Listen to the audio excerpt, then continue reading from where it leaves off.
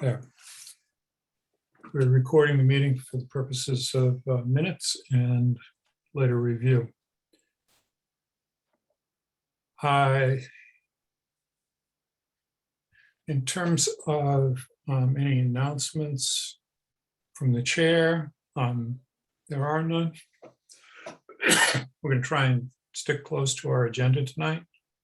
As it's timed out, we will likely be running through a lot of different, very detailed issues, and we want to try and stay on track. So I welcome any public input on items that are not on the agenda.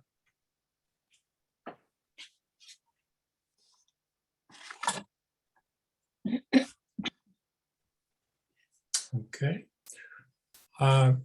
If you have input when we open to public input, we request that you use the raise hand function unless you are on a cell phone, in which case you can speak up and just say, I would like to ask a question.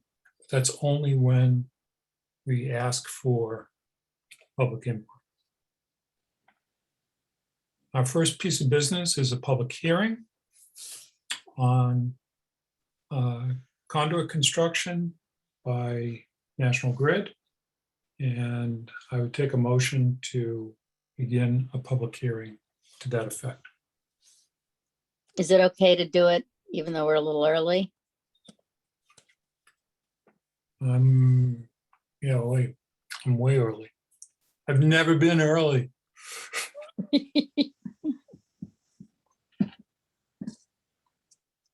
I thought that's at 6:30.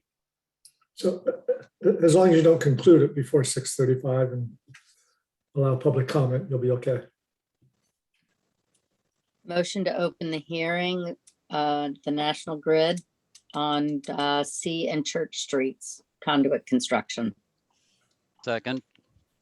Well, I'll speak slowly. Second. We'll get to 6:35. Gonna poll the board. Eli, Yeah, Mr. Brown, Yes. Ms. Harrison, Yes, Ms. Jakes, Yes, the chair votes yes. Okay, is there a representative from National Grid who is here?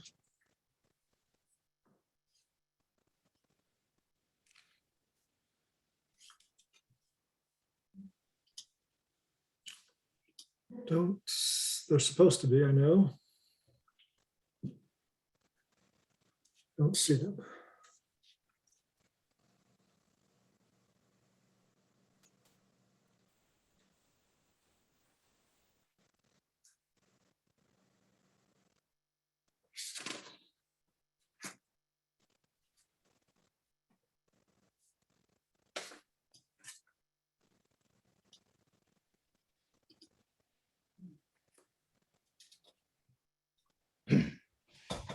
Hello.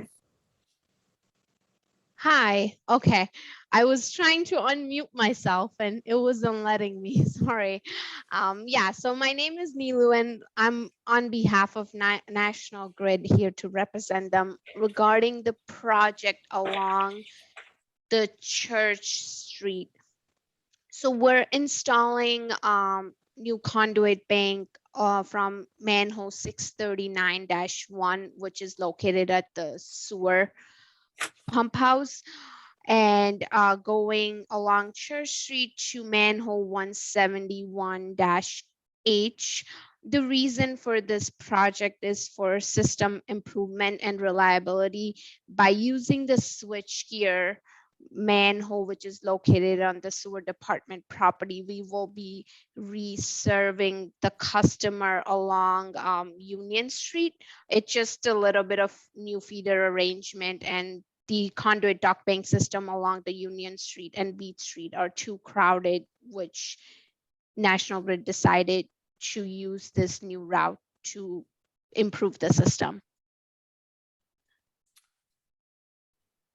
And I believe my coworker had reached out about this project to Chuck, the DPW. Chuck Dan, Yeah, Chuck Dam. Yeah. okay. Okay, one small comment on your mapping, on the first map that you gave us that shows the intersection of Church and Central Street, that's mismarked, that should be Church and Union. Okay. But Chuck, do you have any comments on this? Nope, as she said, we did speak with the representatives on site. We had them come to the site. They actually were there in the spring. I told them they wouldn't be allowed to do the work in the summer just because of, coming out of COVID and everything else, and the parking and access back at the parking lot is pretty busy. And so the fall would be a better time. And so they kept the word on that. And then as well, one other thing was just at the driveway to the treatment plant where they're going to be disturbing the pavement. They were going to do full width in that location and then trench width paving in the parking lot of Town Hall. That's what we agreed to in the field. And Yep, Trent- that's what I have here as well. Sorry to interrupt. Okay, and trench width along Church Street? Correct, yes. Okay. So that basically blocks the use of that driveway for public access path between Town Hall and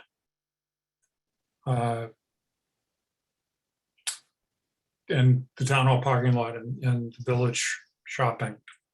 Well, when they're doing that work, correct. Yeah. So my question to you, Nilo, is how long will that work take? Particularly on that end.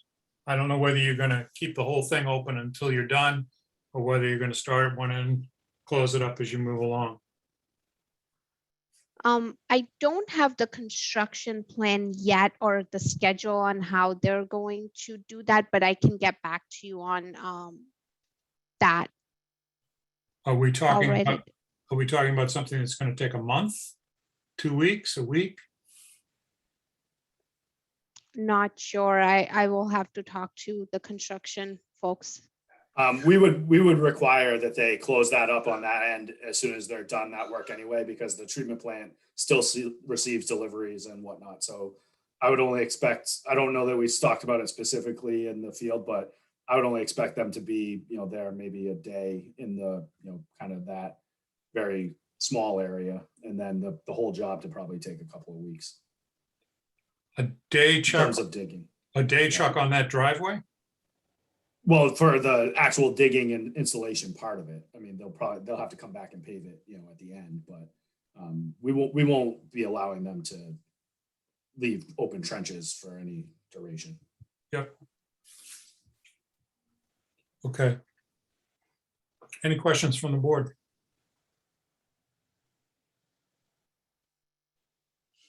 Yeah, I guess I have one. You said delayed until the fall. This is the fall. Is there a starting date in mind? I believe they're looking to do it next fiscal year. But they didn't give me an exact date to start the construction. So And you're- sometime after April, Okay, so that's next Ne- spring. next spring, yeah. Chuck, what was your requirement? You said not in the summer. Yeah, so What's going my on? intention when I told them that was that they would do the work in the fall.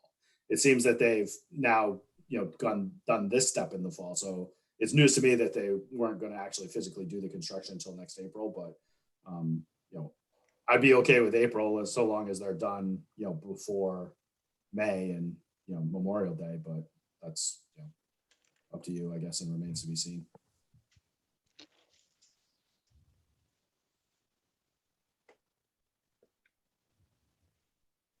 Any other questions from the board? Jeff, if I may. Becky? I'm not really comfortable not knowing how long this is going to take. really when they want to get started and for how long the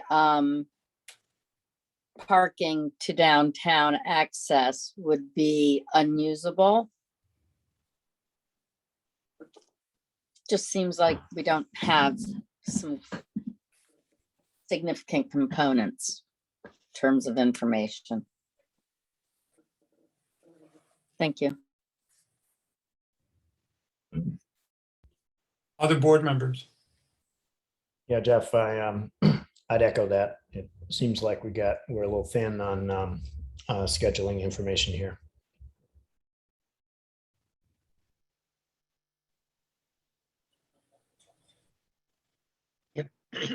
I'm real concerned. You're coming to a hearing and you're unprepared to tell us when construction will start or stop, how long what the schedule is. I feel like there's a disconnect between the petitioner and the work group. And it really concerns me because we're trying to develop the use of that driveway that I'm referring to as a public path to the village and parking behind the town hall. And we've been trying to do that during the course of the summer. And this project, it's too fuzzy for me. So I'm concerned about passing and saying, oh, sure, go ahead. I don't know how you feel about it, Chuck, in terms of going ahead with approval tonight and ironing out those details later. I'm uncomfortable with it. Yeah, like I said, I was kind of assuming that they would do it kind of, starting after this, approval and being done before winter, not coming out of winter into spring, because that's very open-ended. So I would say that we need either those details up front or just restrict them, accordingly in the future.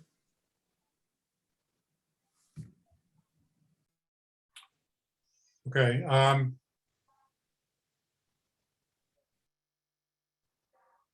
Ann, Can we continue the hearing?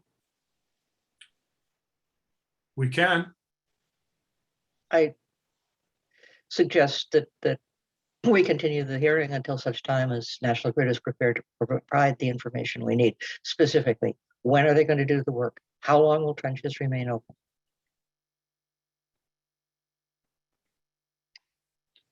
Okay. Elizabeth Cardarelli, you've raised your hand. I'm not sure. Could you please identify Yeah. who you are? Sure, I'm a distribution designer at National Grid as well. I apologize, when I first logged on to the meeting, my computer itself won't allow the microphone to work. So that, I apologize. I was trying to introduce myself, but nobody could hear me. Okay. I was planning on being here on behalf of National Grid, and thank you, Nilu, for stepping in to discuss the first petition hearing. We had discussed this earlier, and I completely understand your concerns.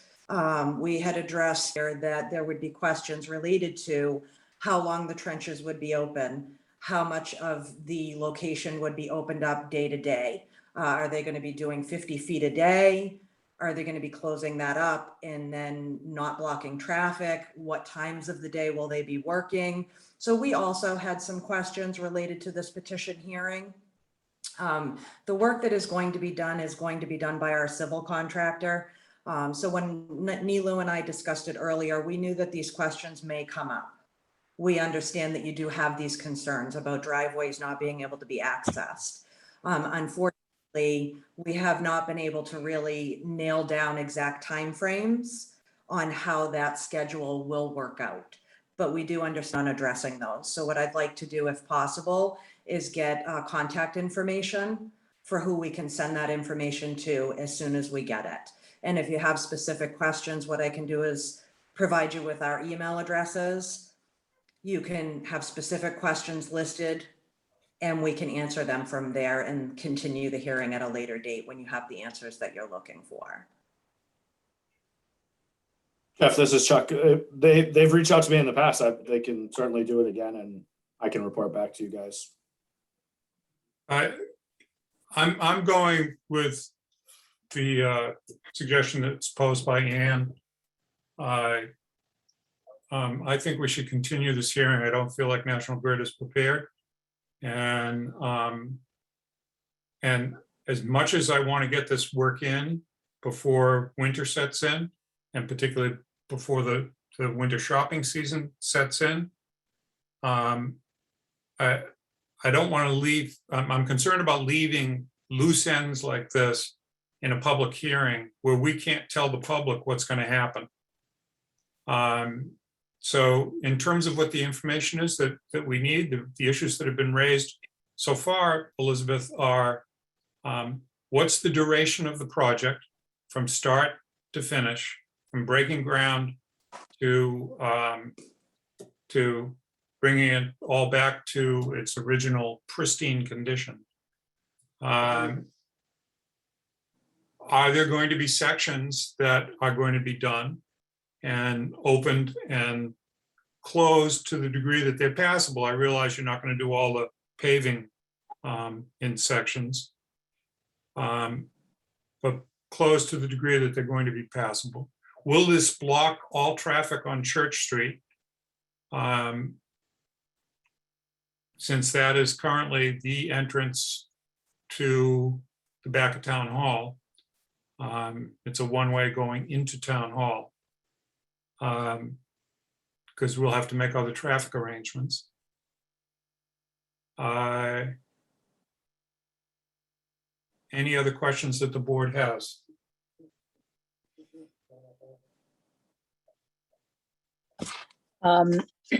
Yeah, would it, if I may, would it require police detail? I think that's another question we would need to know. But my I would assumption, have to- my assumption is that any project like this requires a police detail. Yes, every day, start to finish.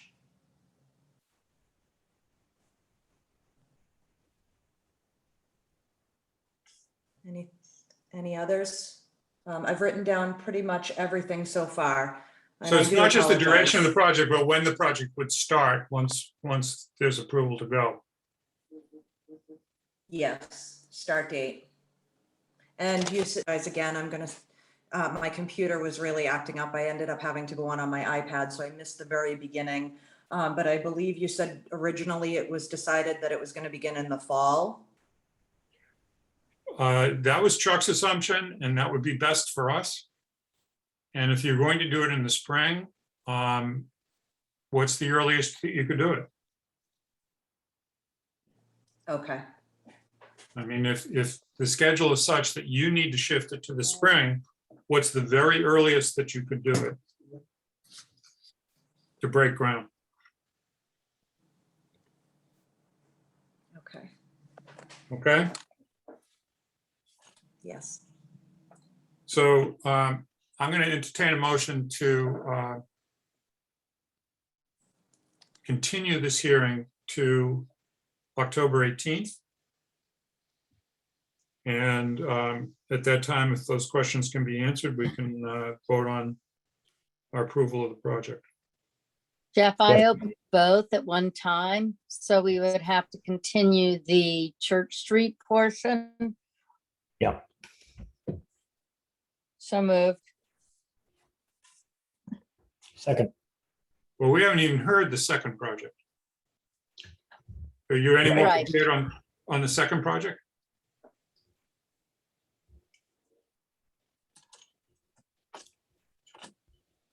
Elizabeth, there's two projects, correct? Correct. The second is for C Street, is what I have on record here. And that is separate from this project. Okay, so before we continue the hearing on this Church Street project, do you have information that you could present so that we could pass on the C Street project? I do. The C Street project is related to what we call a T-box. It is a tee box where we make our splices for customer underground services. When we come across these, what we like to do is we like to open that portion of the road and build what we call a built-in-place heavy-duty handhole around that splice so that it is no longer direct buried. We can put a cover, a ring and cover on it, and then we can open it and access it at any time without having to open the road. So this request at this location is specifically to have our civil that portion of the road to expose that tee box. And then what they will do is they will build a heavy duty handhole over it. Typically, they're somewhere in the area of 30 by 24, a couple of feet deep. Basically, all it is just an open area so that the crews can splice connections safely instead of having to excavate the road with road opening permits every time they have to access that location. I believe I've done.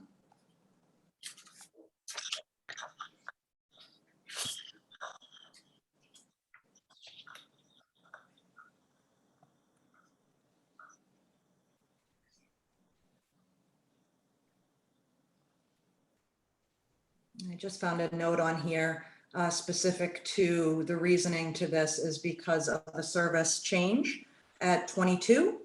We're unable to access it. So we didn't want to open the road without filing for the petition to install this heavy duty handhole so customer and changing out the service. So this would be at 22 C Street or nearabouts. Correct. Okay. All right. Any questions of the board? Yeah. When? How long? Yes. So typically these are done in a day. This is not something that would require road opening for a long period of time. In these situations, everybody coordinates pretty much for the same day. At times, depending on how busy and how many emergencies we come apartment, we'll do the road opening prior to. Then a customer appointment is scheduled afterwards to open it up and disconnect it with the underground crew. That does not interfere with traffic. The civil department, because this petition is not approved, we do not have a date. We have informed the customer that we had to wait for the petition approval before we could set up any type of scheduling with our civil department. So if you want this to be done, obviously we're in the fall now. The hope of the grid is to have this done in the next couple of weeks. If that would be okay. Okay. Any other questions of the board?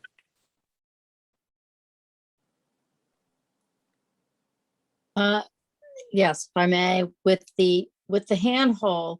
So you said it's 30 by 24. So is there it's completely underground? It is. It's similar to a manhole. The difference with the manhole is, and I apologize, I think I'm getting flickering lights. I may lose power. So it's a good thing I'm on my iPad, which is charged. I apologize. It keeps flickering and I can see it on the screen. The handhole that's built is similar to a manhole, but it's very small. It's basically just an open, they make it almost like a box in the ground so that the crews can splice in that hole with clearances. These type of tee boxes, we find them a lot in this location and they're direct buried. So anytime we have to open the road, when we come across them, we no longer want to have to do that. We don't want to have to interfere with streets and paving and contracting civil to open up the road in these type of situations. So a handhole is our practice. They usually build with brick and then they put a ring and cover on it, similar to what's on a manhole. So it is completely underground. So it's like manhole. Okay, all right. Thank you. Typically brick. Sure. Any other board comments, questions? Any public comments or questions?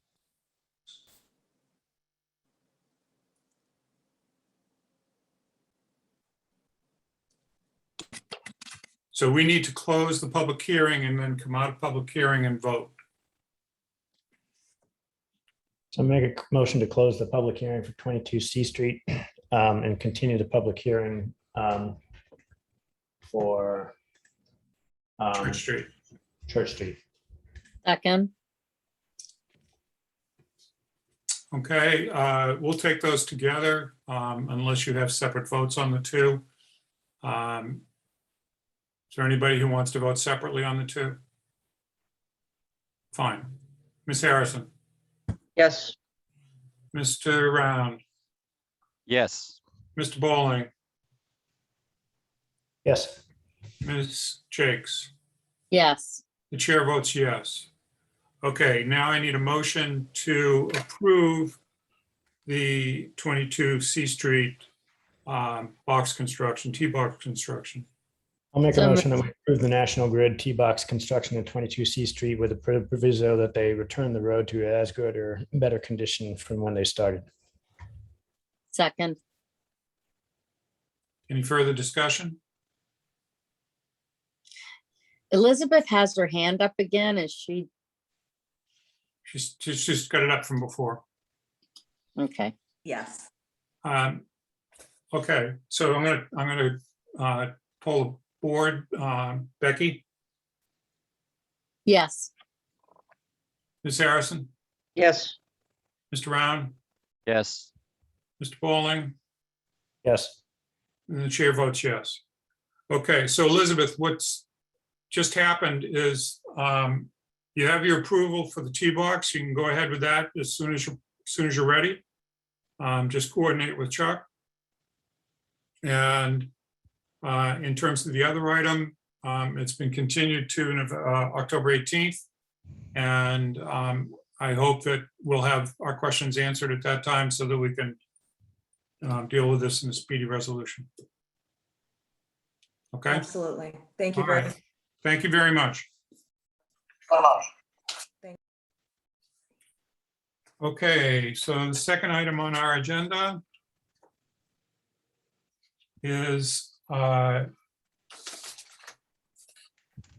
committee interviews for the Cultural Council and the Sustainability Committee. And the first interview is going to be for the Cultural Council with Christiane Monkholm. Lancome, you've got it right. Hello, everybody. And please call me Chris. Okay. And Chris, our interviews are fairly informal. The process is that we will interview you tonight, and if we're going to approve of an interviewee, we generally do that at our next meeting. I know that we have a second applicant for Cultural Council who was not able to get into an interview, not able to get her application in time for tonight and our agenda. So this will definitely be continued to our next meeting. But I'd like to understand a little bit about what's your interest in the Cultural Council. We've read your application, but maybe you could flesh that out for the public. Yes, I encountered Diane Kilgore. We were both attending a press preview for a new exhibition at Peabody Essex Museum, and we learned that we each lived in Manchester. So we just started discussing the council, and she thought that because she knew of my interest in cultural activities in Cape Ann, that I would be perhaps a helpful candidate. I live in Manchester, I'm retired. I have a very strong passion for cultural advocacy and participation. And I started a newsletter to that end after I retired. And I also have management experience. And I've written a lot of grants and I've managed a lot of grants. And so I might be useful. Okay. Any questions from the board? if I may, Jeff. Go ahead, Becky. First of all, thank you so much for wanting to get involved in town. Your application is really impressive. Go GMGI. But I guess the only question, and I think you've answered this, would be time constraints. You are retired. But you are running your Cape Ann Cosmos? Yes, I am. And I will admit, when I started it, I thought it'd be a very small newsletter and fairly with not too much time involved, but I've learned there's so much to cover, but I'm delighted doing it, but it's certainly not a full-time job, but it's a little more than I expected. Well, it's wonderful addition to the North Shore area, Cape Ann, for that. Thank you. Just thank you very much. I actually don't know what the time commitment would be for the council. I really haven't heard any particulars about the involvement. Perhaps you want to give me a little bit of information on what is expected, just to make sure we're on the same page. I would suggest, and I can send you the contact information, that you get in touch with Ashley Riley, who's the chair of the Cultural Council. And they appear from their minutes to be meeting monthly. And they just had their September meeting, so their next meeting probably is not scheduled until late October. But you could email her, and I don't know whether you've been to the website and gone to the link on the website, which has a little bit of explanation about what the Cultural Council is. And okay, I think I would, please forward me her email and I will contact her tomorrow and get her description of what kind of commitment. Okay. I don't think it would be a problem, but I'm just saying I haven't had that conversation. Okay. So I will forward that email to you. Are there any other questions from our board? No, Okay, just thanks for volunteering. yes. You're most welcome. Yes, thanks. This town is powered on volunteers, Chris. Well, they seem to be doing a good job. I've never lived in a town so well managed. So. Well, thank you. We'll accept that as a compliment. That's not always agreed to. We won't ask where else you've lived. Good places. Yeah. Okay, so Chris, I will send you that information, and then if you could get back to me, you'll have my town email address to do that.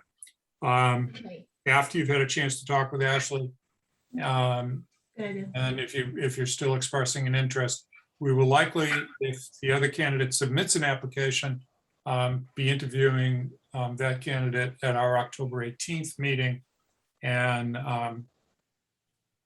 then see how we're going to decide. Okay. Okay, understood. Thank you very much, and thank you for your patience. You bet. Thank you. Okay, I'm going to move on to Amy Lee Connors, who's interested in the Sustainability Committee. Excuse me. Amy Lee. Jeff, this is Alison Anholt White. Yes. Can you hear me? So I'm the chair of Sustainability Committee, and I saw that Amy's name was not on the on the screen, and I texted her, and unfortunately she had something come up, so she's not able to attend, and she asked if she could come at another meeting. She apologizes. Well, we thank her for letting us know that, so that we weren't delaying. And it actually fits in nicely with the delays that we've had so far. So we'll reschedule Amy Lee for the 18th, and we'll let her know that that's the case. Okay, thank you. Okay. The next item on our agenda is BOS policies. And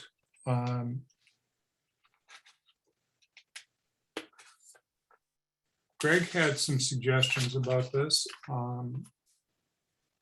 in terms of how we tackle it. I looked at the policies. There's 130 pages, as we all know. And we need to review them and to maybe suggest some updates. And it starts to sound like the effort that the planning board has been going through with our zoning bylaw. Although they would probably resent my saying that because our policies are a lot easier to deal with than all the bylaws and the implications of those.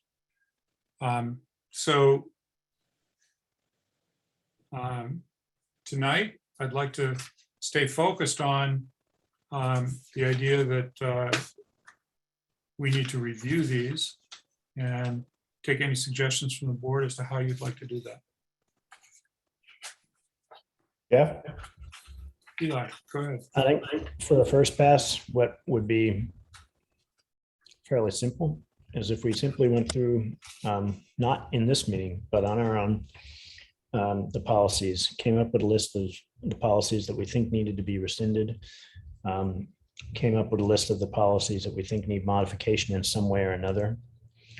And then in our first approach, reconcile everybody's thinking on those and take as a first step the rescinded ones, and then go back and look at the ones that the people think need to be modified or updated.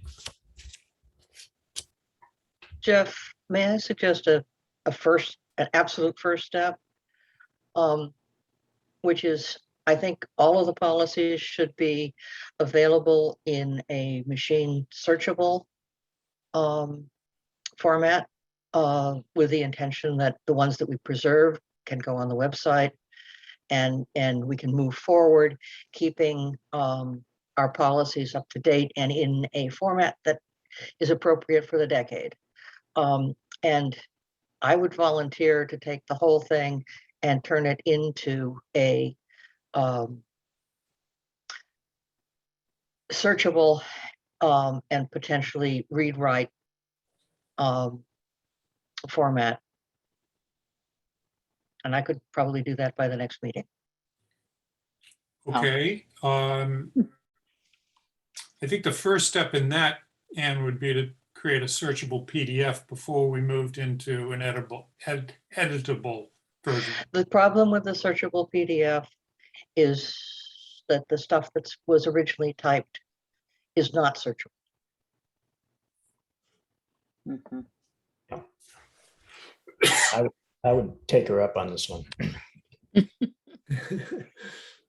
No gift horse? Is that what you're saying, Eli? Yeah, Second Eli. I've read those policies. I know how much stuff is in there. I'd absolutely take her up on it. So Greg, are any of these early policies in digital form that's not a PDF? I don't believe so. Okay. We can keep looking, but we haven't tracked those originals. I only have these paper copies that we've scanned.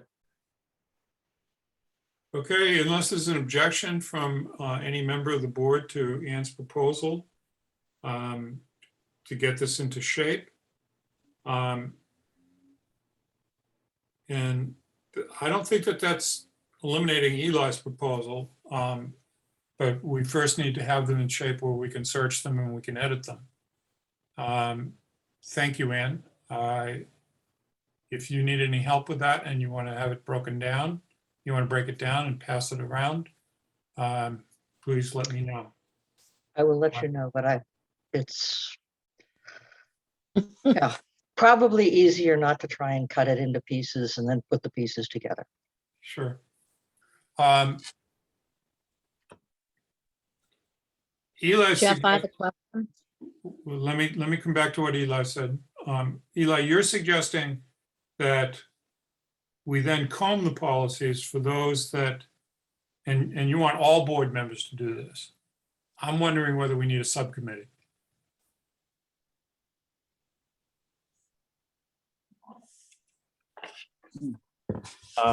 I'm neutral. I think these are policies. Yes. I think all board members should weigh in on it. These are policies that were developed and passed by entire boards in decades past. I don't think it would hurt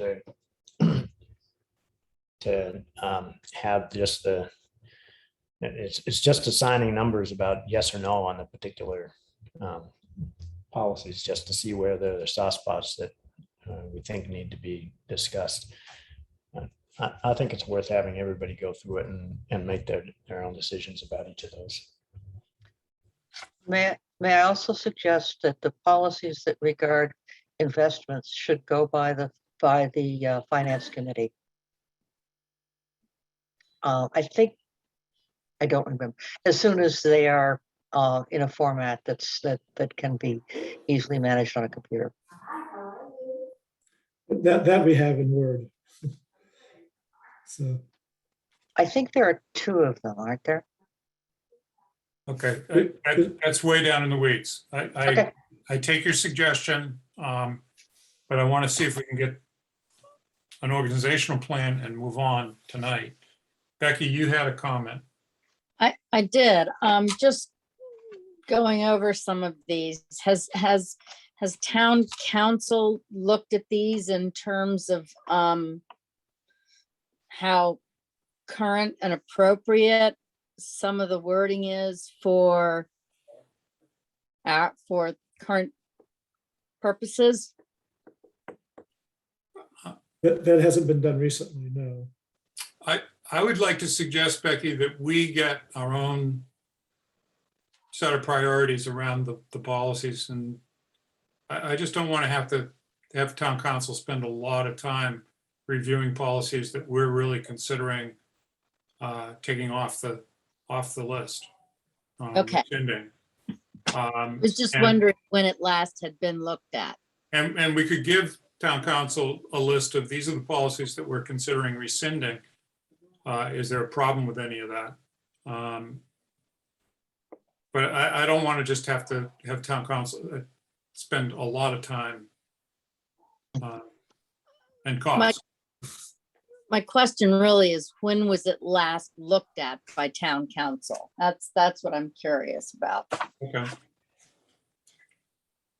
Yeah, I'm not sure, Becky. I know that when they were adopted, each one typically was reviewed and signed off by town council, but have they been reviewed of late? Not in the past 5 or 6 years. Okay, because yes, some of these seem to go back quite some time. Okay, Right. thank you. Okay, so the plan is that Ann will be working on making them accessible digitally.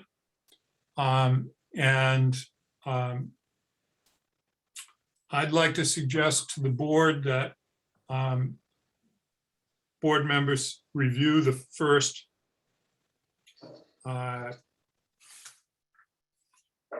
half of the policies by next meeting.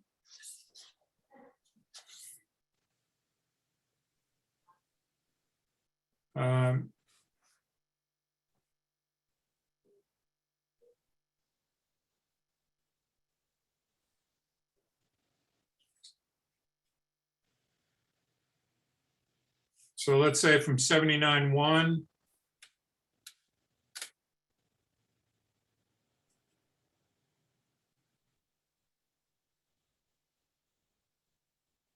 through 93-1.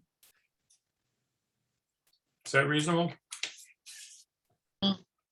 Let's not spend a lot of time on the ones that were rescinded. Let's not spend a lot of time on the ones that what? Were rescinded. Okay,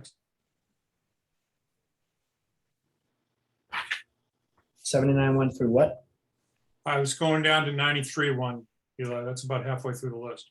All right, thank you. Because we got to chunk this somewhat.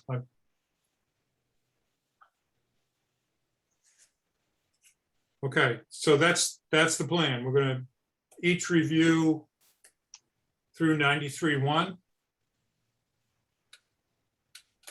Make a list of recommendations to rescind, recommendations to modify, recommendations to keep as is.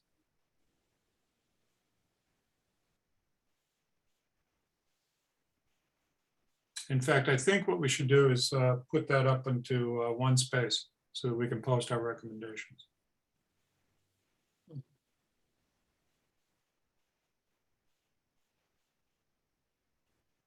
I'll arrange to do that.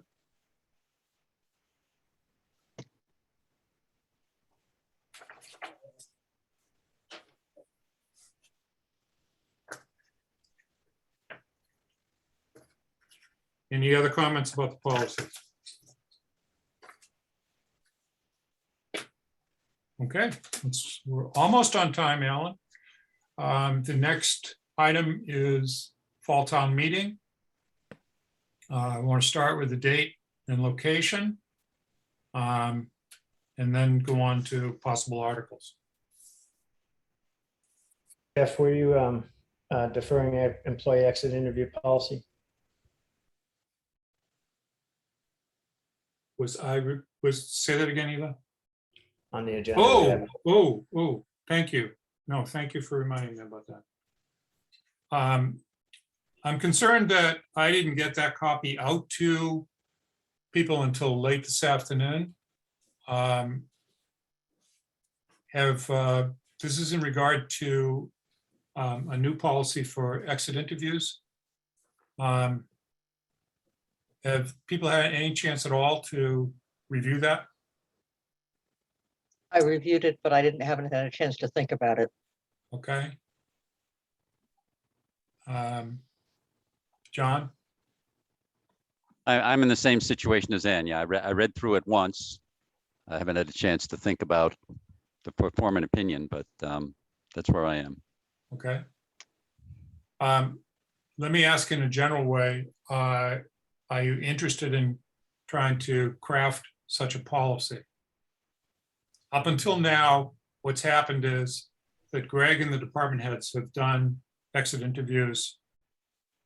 Let me say, Greg and some department heads have done exit interviews with employees who are leaving. Yeah, I think it's something worth discussing. It wasn't really we've added in the HR support that would support this policy or would be the vehicle for this policy relatively recently. So yeah, I think it's worth discussing. Yeah. I agree. But not now. Okay. All right. So since it did come in so late this afternoon, I'll have to speak to the chair about that in terms of his timing. Let's defer this for 2 weeks to the 18th, and we'll have our first reading. Okay. You expect your conversation with the chair to take a while? A long time. I have long conversations with the chair. Okay. We ready to move on to fall town meeting? Mhm. Okay. Alan or Greg is going to take the lead on this.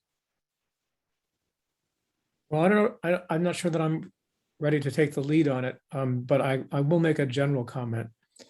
And that is, I've thought a lot about this, and although I'm certainly not an epidemiologist or a scientist, I think that having 200 to 300 people or more in one space indoors for the length of time that this meeting is likely to take is inherently risky. And I will do everything I can to implement safety measures to make it as safe and as protective as public health as possible. But that won't eliminate the risk. There will still be some, and I think it's significant.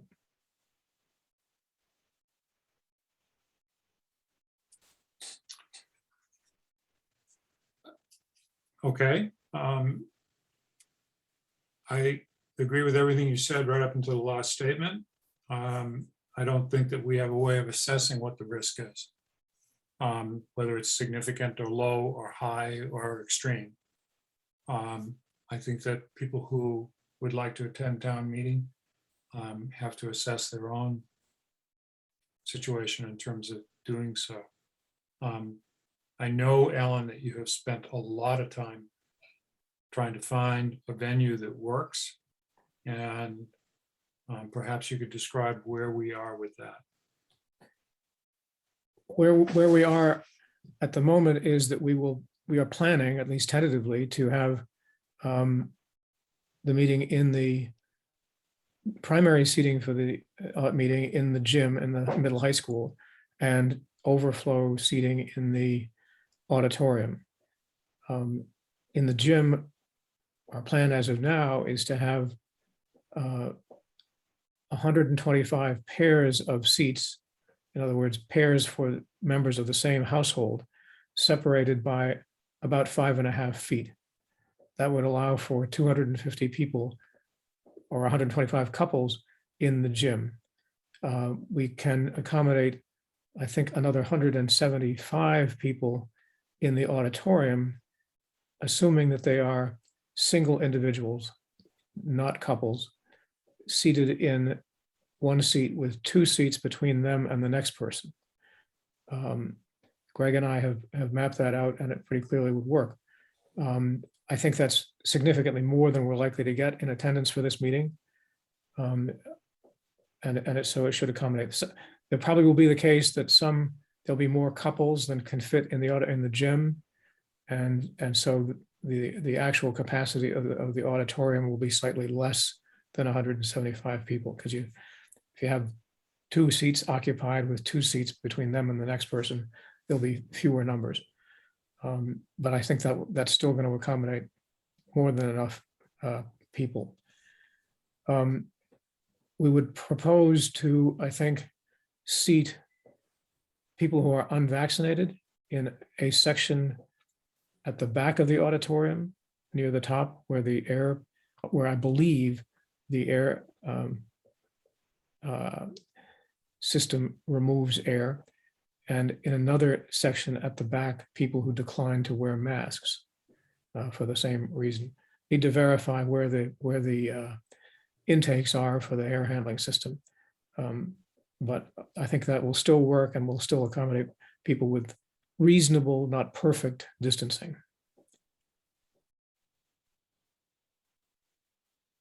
Okay, and this is to be scheduled on November 13th. That's what we've tentatively scheduled. That works with the school. It also works with our audio-visual contractor. And we will have, excuse me, we will have the ability for people in both rooms to speak and be heard in both rooms, and through television cameras to see what's happening in the other room. So there'll be pretty good, I think, audio-visual capability. Okay, and just so that members of the public are aware, Saturday, the 13th of November is a Saturday, and that this meeting would be run during the day, starting at 1 o'clock, Alan? I think that's the selectmen's choice. I think 1 would be a good time. And Jeff and I have more or less independently and then jointly estimated the time for the meeting with what's currently proposed for the warrant.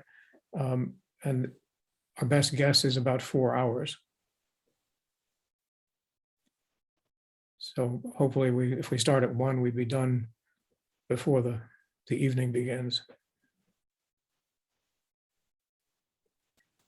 Okay, so that's new for the town, to have a Saturday meeting. And the purpose of that is to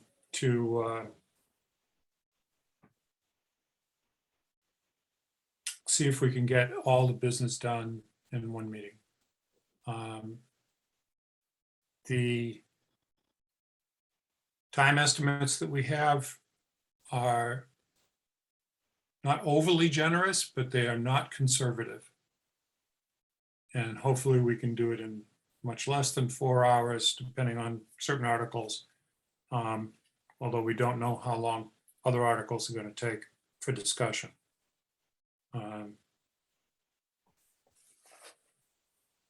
So what we need tonight, go ahead, Alan. Excuse me, sorry.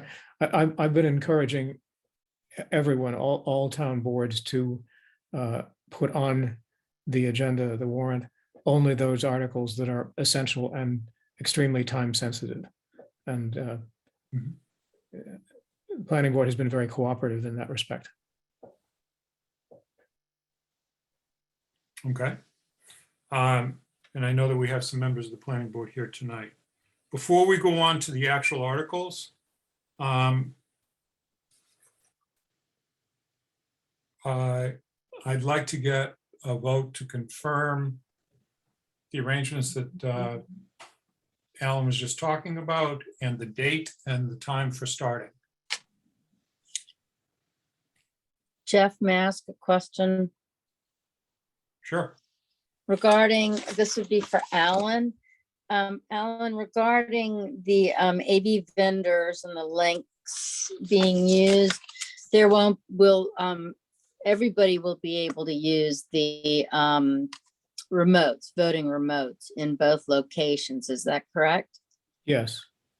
We'll have, that it gets a little more complicated, and I don't understand the technical issues completely, but Diane Bucco has talked with Turning Technologies, the vendor, and what we need to have is 2 laptops to receive the signals, 1 laptop in each room, and they need to be hardwired together. But we've discussed that. We know what they need in terms of cabling, and we will have 2 technicians from Turning Technologies, 1 in each room at the meeting to make sure there are no glitches. Great, thank you. You're welcome.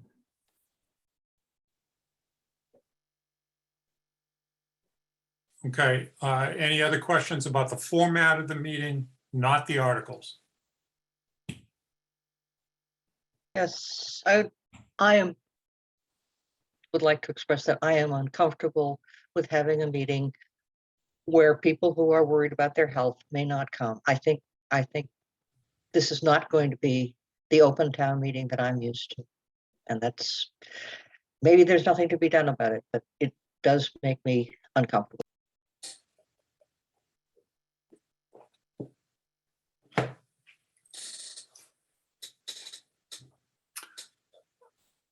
I understand that, Ann.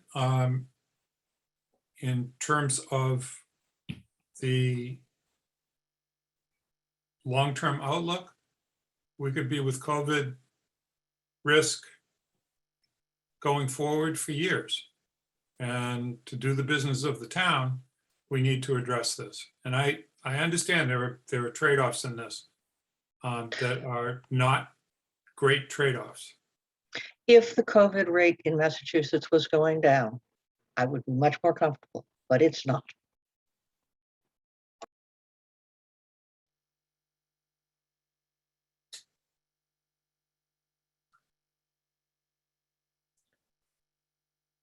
I don't have. One, excuse me, Jeff. Yeah. Thank you. One factor that, to me, that reduces the risk substantially is the ability to have the meeting outdoors at a time of year when outdoors makes sense. That's not November.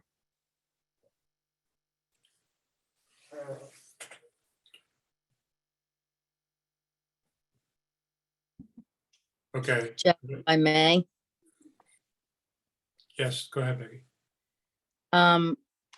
I think in terms of looking at the entire state of Massachusetts and the town of Manchester, and what our vaccination rates are, I think we've done very well. I'm wondering if the Board of Health might weigh in on what they think about this. Well, I haven't talked with the Board of Health. I'm in the process of drafting a public health protocol similar to the ones that I did for the last 2 meetings.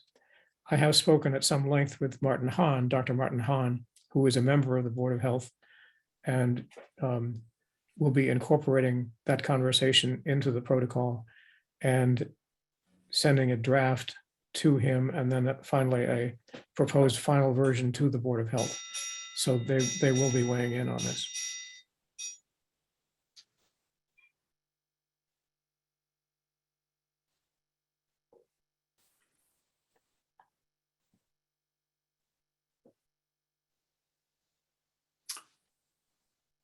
Any other comments from the board? Yeah, Jeff, I just might observe, I think that you and Alan have done a very good job of trying to lay things out and spread people out as well as you can. If there are people that are concerned, and I agree that I think that the number of people that show up is certainly going to be less than the number of spaces that are provided there. And, you know, if not the gym, certainly the auditorium, which is kind of the second location, would be pretty sparsely filled with people and should make people relax. If they have concerns about that, these are people that aren't even going to go to Crosby's because you're closer to people there.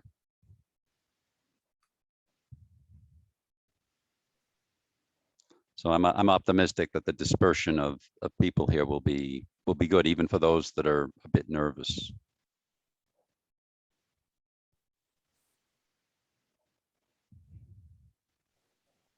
Okay.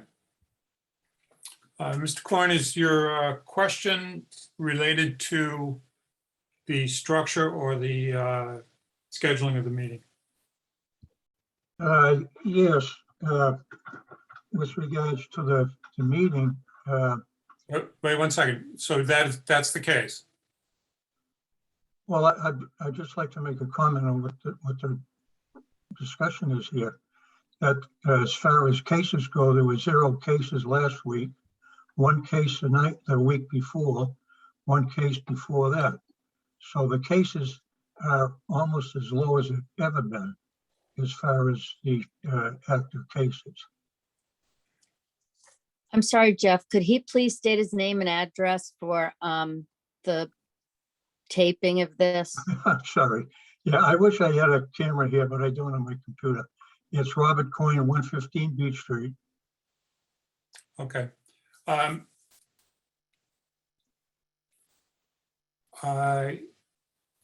It's noted that case numbers are very low in Manchester at this point.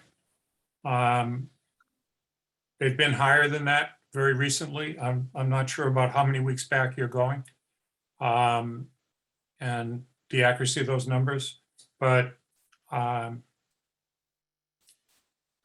think that the bottom line is that there are going to be people who are uncomfortable about coming to an enclosed space and being in a public meeting for that length of time. And I think the other bottom line is that there's, beyond the precautions that we're trying to put into place, including face masks and social distancing, that there's not a lot of other ways that we can mitigate the risk. So is the board prepared to vote for these arrangements as stated in terms of time, date, and location?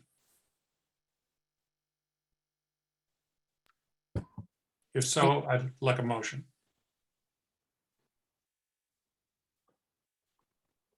Jeff, I'll make a motion to approve the arrangements as described with seating and the date, place, and time. Oh, John, if I could propose a friendly amendment. Yes. I ask that you leave out seating because we may come up with a better idea, and I don't want to be bound by a vote.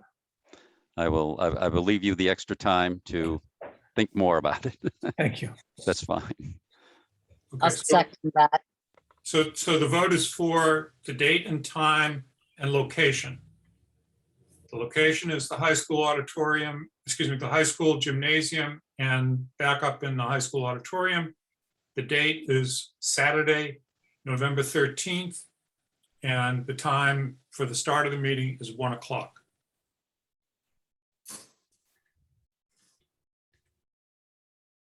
So we're good on that? Can I get a second? Second, Okay. Any further discussion of the board?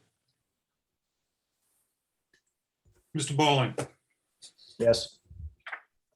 Mr. Round, Yes, Ms. Harrison, No, Ms. Jakes, Yes, the chair votes yes.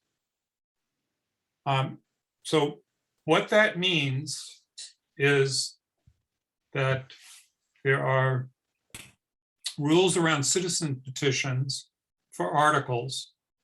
And correct me if I'm wrong here, Alan, but the citizen petition articles must be in 4 weeks in advance of the meeting. That's right. Actually, what the bylaw says is 28 days. 28 days, thank you. So if we count back 28 days, that's Saturday, the 16th of October, which is coming up at the end of next week. Since we've set a time for the meeting, it would necessarily be that citizen petitions would have to be in by 1 o'clock on that Saturday. And at this point, we're saying that those petitions will need to be dropped to town hall. And we're making arrangements for how the petitions would be received if they were dropped off on Saturday, October 16th. That doesn't mean that you need to wait until then, but that's the final time for any citizen petition articles. And those require 100 signatures of registered voters in Manchester by the Sea. Okay. All right, so let's move on to the articles.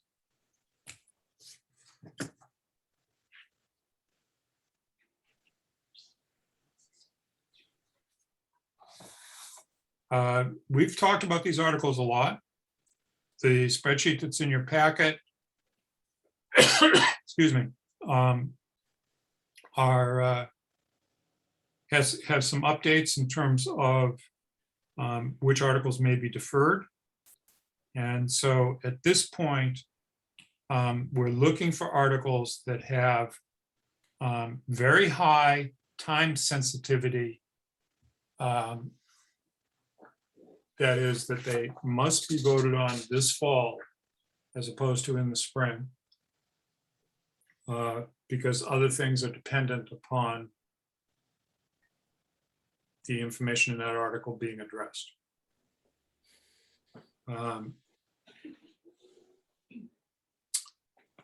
That includes the article regarding the land swap with the town of Hamilton to move the road further away from Gravelly Pond. And Hamilton would be in charge of that project. They were hoping for a vote from us at our annual town meeting. For a variety of reasons that didn't happen. And this is something that is time sensitive because of the construction. It includes 2 articles that are funding requests. One for from Parks and Recreation for design work funding for the practice field at the burn dump site. And that's time sensitive due to the fact that the use of that practice field as proposed by Parks and Rec will be as a substitute field for Sweeney when Sweeney's under construction.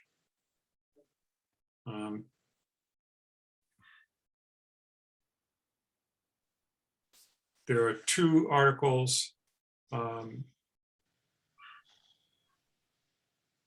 the planning board is proposing and jointly with the Board of Selectmen. And those articles are and they've been very generous in trying to break this down so that we didn't have articles that involve lengthy education and debate. The first of the two articles is renumbering the zoning bylaw for clarity. And the second is an article for modifications and deletions of sections of the bylaw that are outdated or are in conflict with case law that has passed since those zoning bylaws were included in our zoning bylaw. I think I got that right, but if anybody from the planning board wants to comment on that second article, I'd be happy to entertain that comment. Okay, Sarah Creighton. Hi, Board of Selectmen.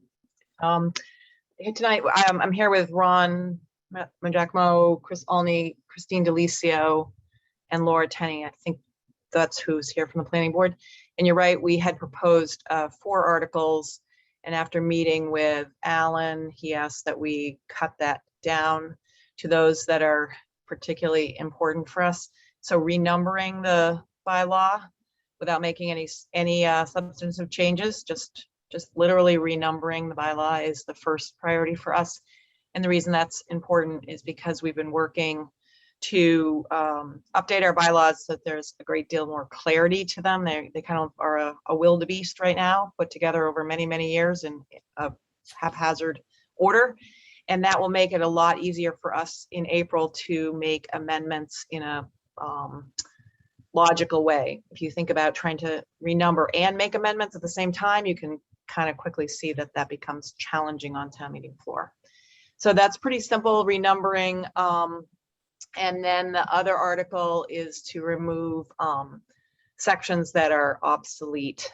The only thing I will say, we also proposed 2 other bylaw changes, replacing with just updating some material in sections 1 through 4, which included a whole bunch of new definitions, as well as a rewriting of the administrative procedures. And we have posted a hearing for those.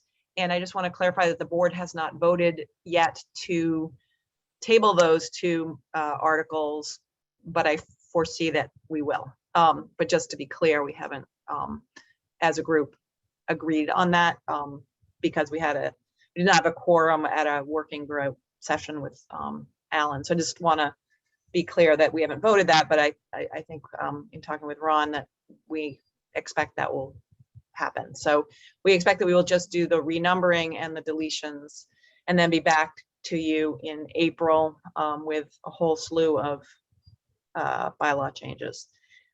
Lastly, I just wanted to say that our public hearing on renumbering and deletions is October 12th at 7 p.m. And also to say that the work that we've done on sections 1 through 4 includes a summary table of uses in the various districts within the town.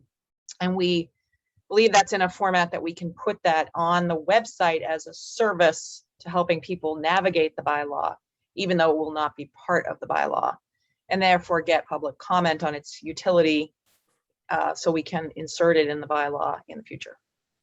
Anything to add from my colleagues? Or through you, Mr. Chairman.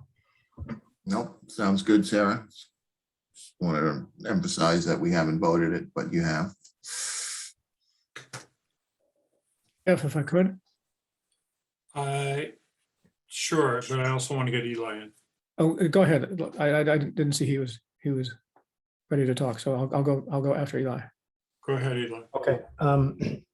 There was mention of a public hearing for definitions, terms and definitions that might be part of a separate article. Also, could we get a brief refresher on what the public hearings on zoning board bylaws trigger with respect to the zoning bylaws or the zoning board of appeals once you have a public hearing on zoning bylaw changes?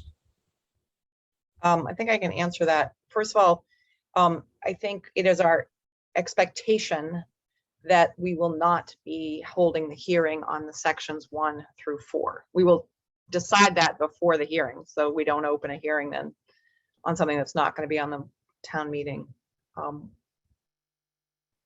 warrant.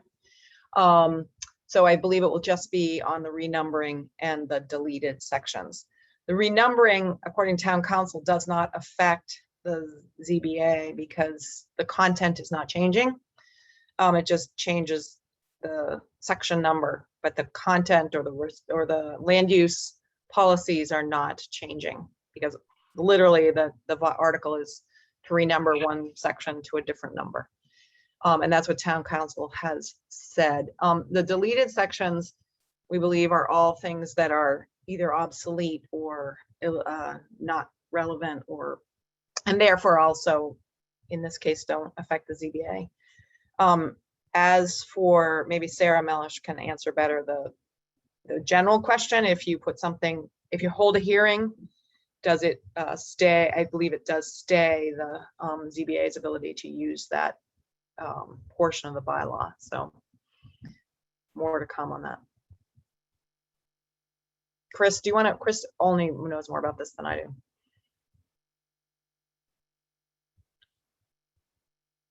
No, I don't, Sarah.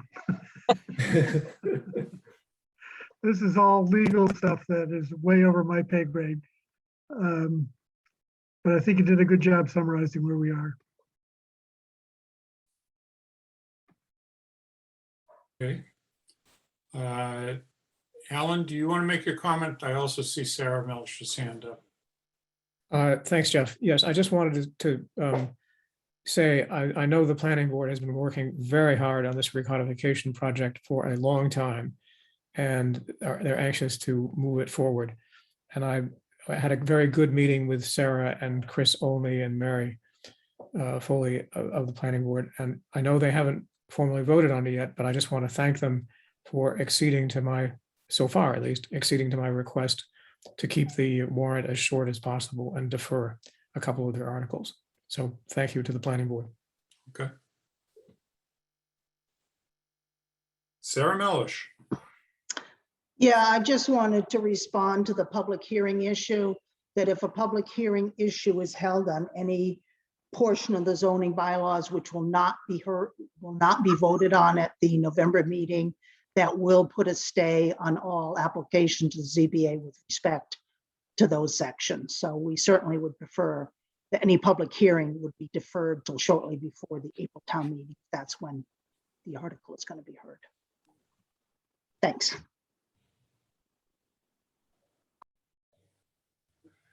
Sarah, you're referring to Article 3 and Article 4 of the 4 articles that the planning board is proposing. Correct. So if they go ahead and hold that public hearing, Okay. Then anything that's changing, we would not be able to hear those applications until after it's approved at a town meeting and the Attorney General certifies it. So we would prefer not to have a public hearing held if it's not going to be on the April, on the November warrant, because we're going to be in dire straits. People will not be happy. We will be sure to open the public hearing only for the articles that we propose to be on town meeting floor. So we will have a discussion and a vote prior to opening the public hearing. Great. At some point, though, Sarah, that's going to happen. Correct. And we're very nervous about it because we need to make sure that people in town understand that applications cannot be considered. And I haven't been involved recently in the changes, but early on, the changes were substantive.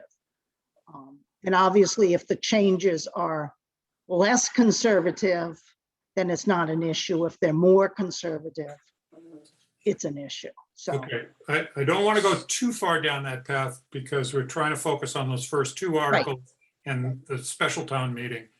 But at some point, we'll have to revisit this discussion in terms of how the planning board conducts their hearings relative to the annual town meeting for the subsequent articles. Right. Okay. And you don't have any problem with the second of the two articles proposed for the special town meeting?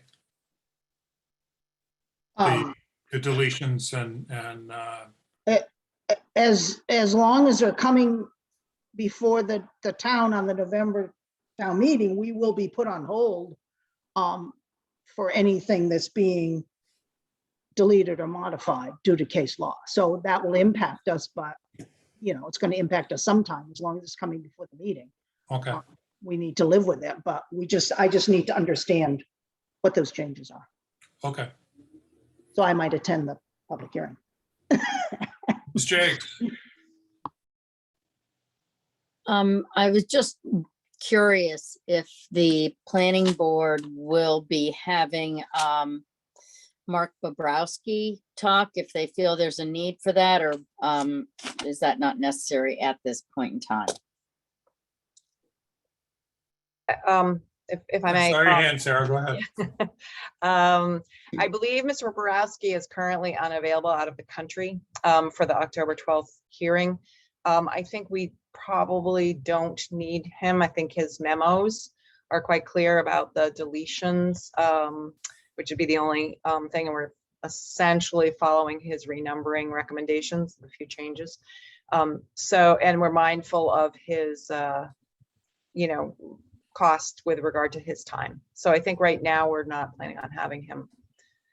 And I don't think we need him at town meeting. It's the articles are really pretty, hopefully, it's hard to, the renumbering the articles and the handout will be the table of contents of the new bylaw, the renumbered bylaw,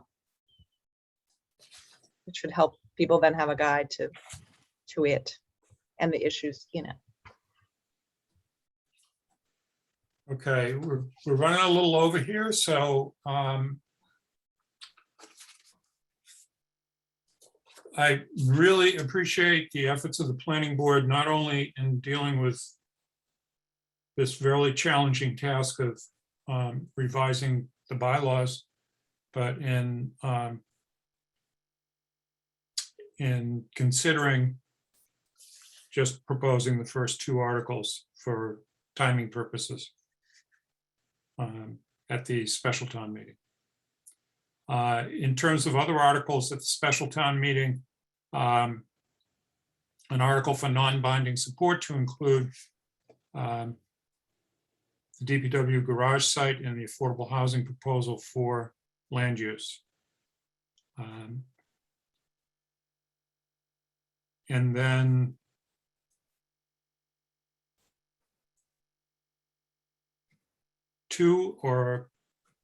at this point, two citizens petitions from the Citizens Initiative for Manchester Affordable Housing regarding two access roads for large developments over 50 and a cap on sewer connections. And those have been discussed with SEMA in terms of the Affordable Housing Trust, and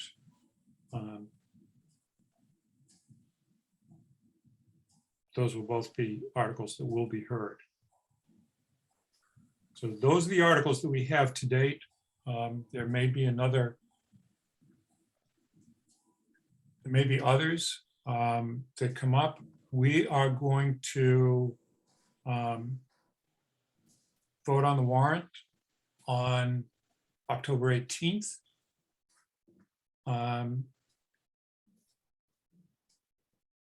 And as I said earlier, the closing date for citizens petition articles is October 16th at 1 p.m.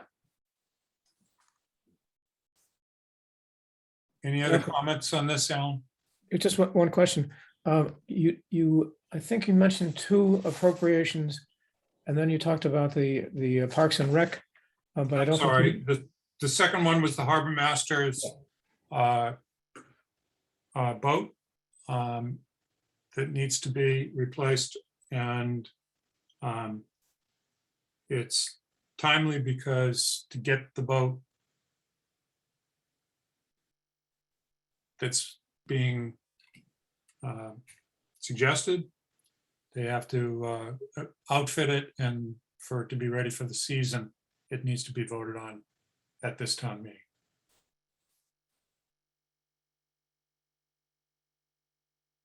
Any other comments or questions from the board?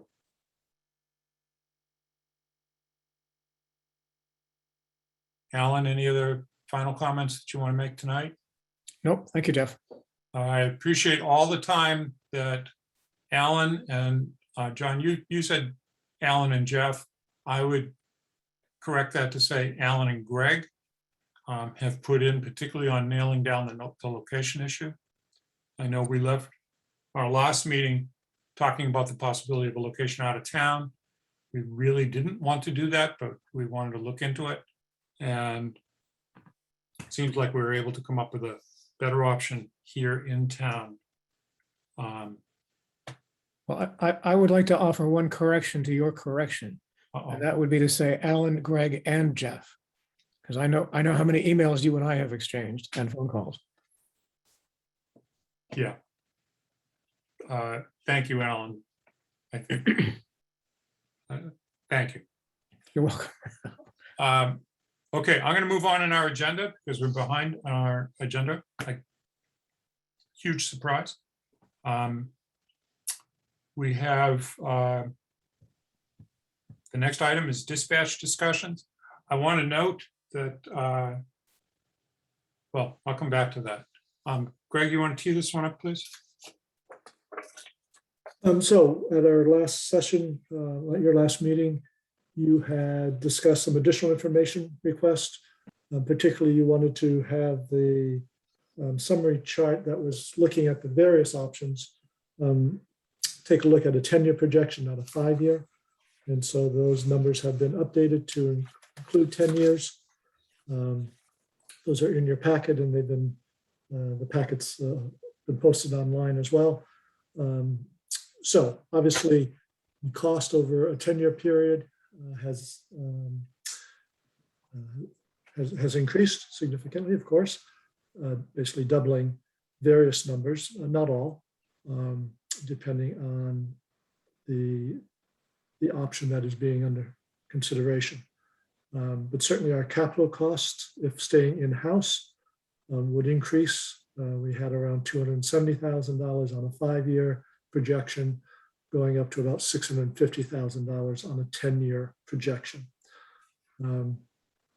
I did not inflate annual operating costs. I kept them in today's dollars. Obviously, that would not be the case, that you would see some inflational growth, in the 2% range annually. So those numbers are obviously underreported from an operating perspective, but in terms of comparing one to the other, they're all based on today's dollars. So the relative difference is still pertinent. So reading the significant numbers, so under the current plan, if you kept the current staffing, the one person on, and relied on filling in for a large event, trying to bring a second dispatcher in within that 15-minute window of getting a second dispatcher on board. A 10-year total cost projection is roughly $4 million.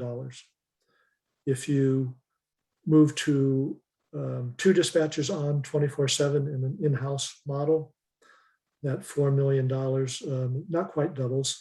It's at $7.8 million over 10 years, again, for operating and capital. Then you move to the 4 different scenarios that we have been projecting, moving to the regional center, depending on the 4 different scenarios, each vary how we handle the lobby, whether it is staffed or not. So the first option under the regional model relies on remote staffing of the lobby. That is audiovisual, but no actual person. That projected cost over the 10 years is the lowest of any option at 18,000 for some small capital cost for that lobby improvements. The assumption is that the feasibility study that would be undertaken would conclude that there are no other operating costs required from the town as they recently determined in Ipswich, even though Ipswich decided not to pursue it. In the second version of the regional model, we have a reception person for 1.5 shifts or 12 hours a day, basically the day shift and half of the evening shift. That has a total cost, operating cost and capital cost of about 1.4 million over the 10 years. The third regional option, where we have 2 full shifts staffed for the reception coverage. So we have the 16 hours of reception staffing, again, for the 10-year period, just under $2 million. And then the fourth regional option would have a reception person 24/7. And so the total cost there is just under $3 million.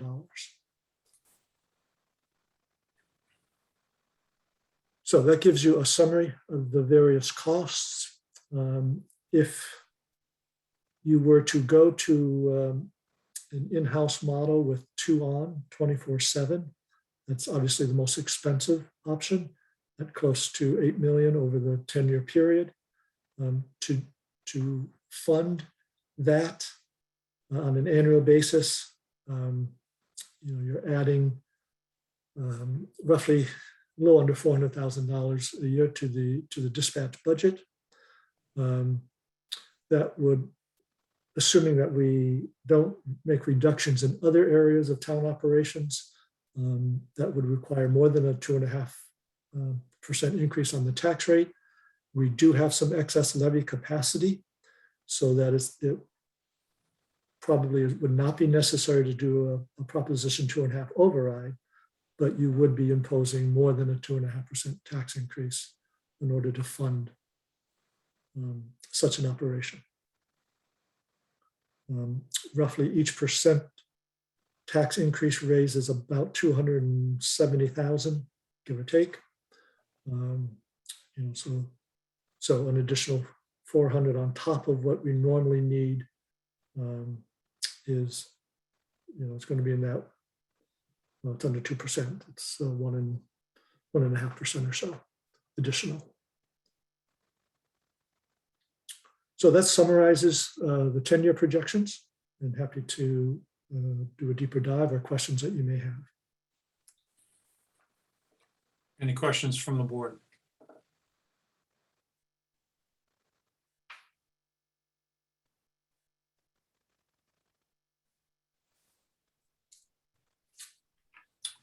Okay, Chief Cleary.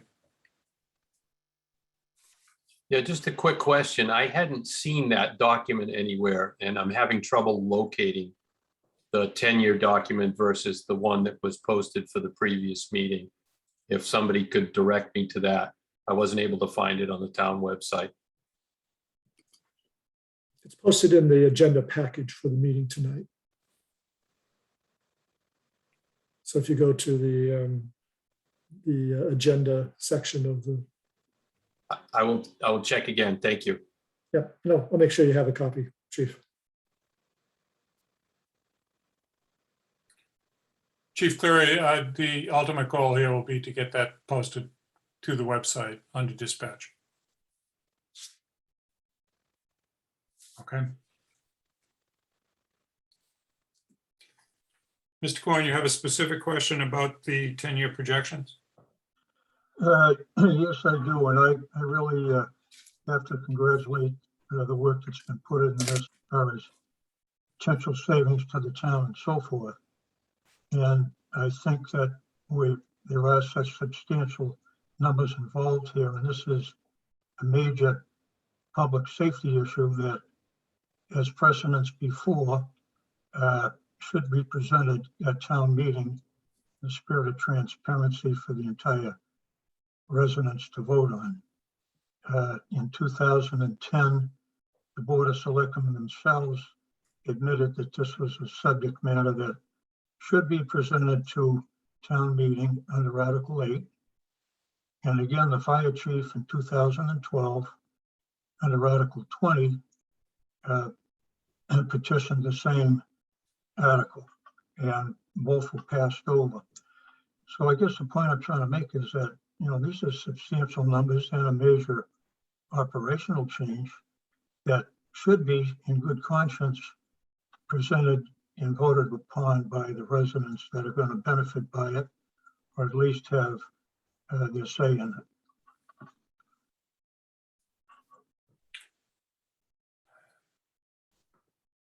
Okay, thank you for your comment. I just had one other comment to add to that, if I may. According to the article in the Gloucester Times of the last meeting, it stated in there that the criteria for this 2x2 required that a fire department had 16 full-time firefighters. Town of Manchester has 12. So this mandate that's being presented here really is not that qualified for the OSHA mandate. If I'm wrong, I'd like to hear from the chief on that.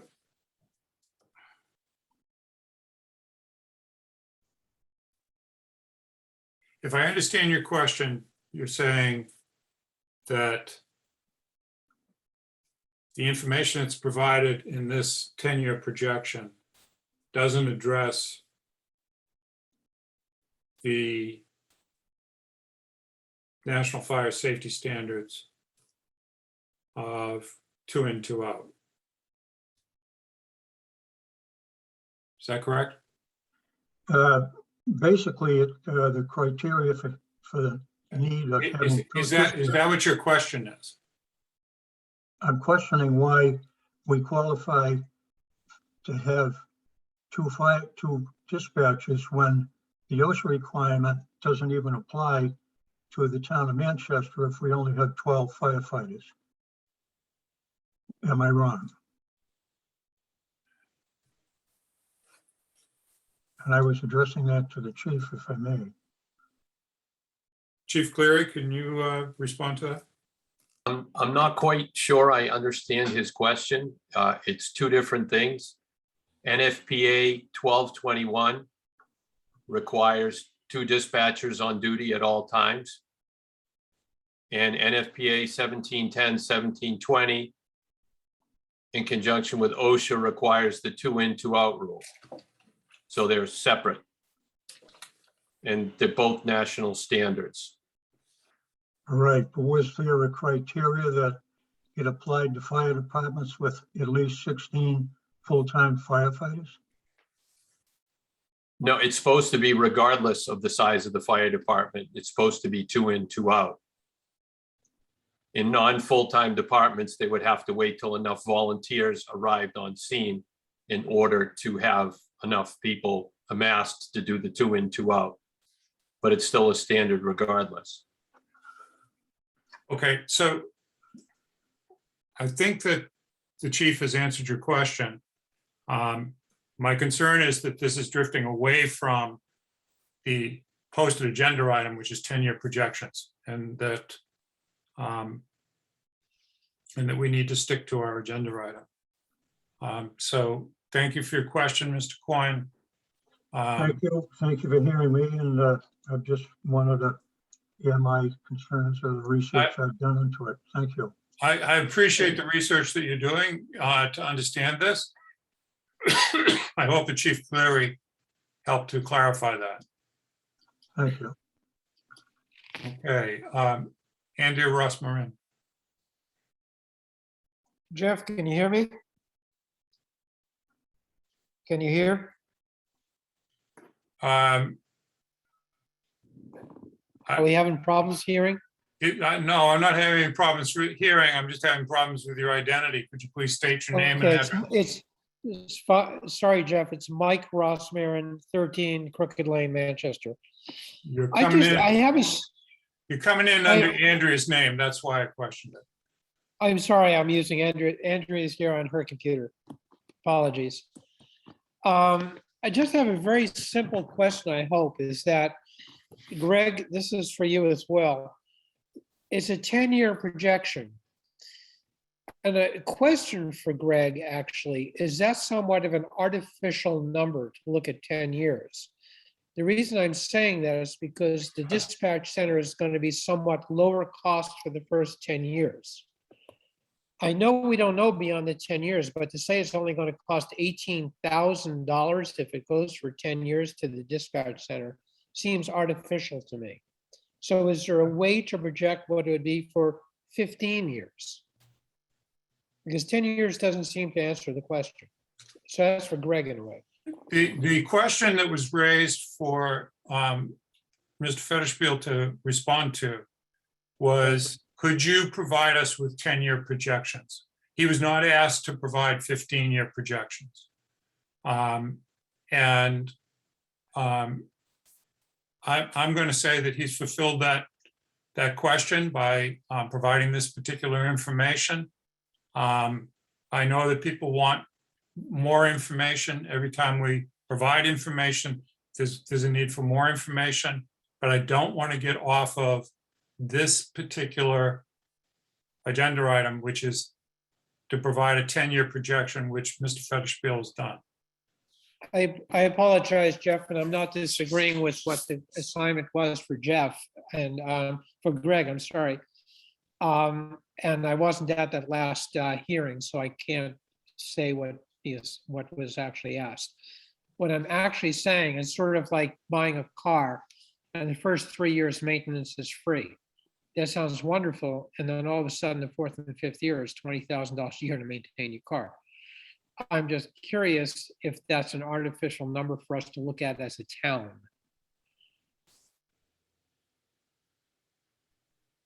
I don't want to get into that tonight. We're Okay. trying to stay with this agenda item, which was please provide 10-year projections, which Mr. Federspiel has done. I understand you're making a different kind of request, and the board hasn't decided whether we're going to do that or not. I understand. I'm asking the board because if the agenda item was faulty to begin with, then we're getting the wrong information to be able to make decisions. The agenda item is what was asked of the town administrator in our last meeting. And he has responded. And he has responded to that. So I'm going to ask you, to just take that as it is. I understand that you want more information. The board will have to make a decision about whether we're going to seek out an answer to that particular question. Thank you, and I hope the board will. Kathy Bellata. Hi, this is Kathy Bellata, 21 Pine Street. First of all, as one of the residents who attended the earlier forum, I think I was one of the people who suggested the 10-year timeframe for looking at the financials, and I want to thank the board and Mr. Federspiel for addressing my concern. So thank you for that. My comment is, or question is, on how we will now use that 10-year information as part of the potential letter of intent for that feasibility study.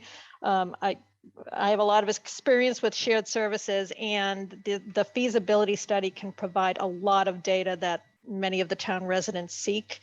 And if you do decide to pursue that and sign a letter of intent in some form, you may use the 10-year financial projections in order to provide some guardrails or an escape clause should you find that during the feasibility study, things aren't exactly the way you imagine them.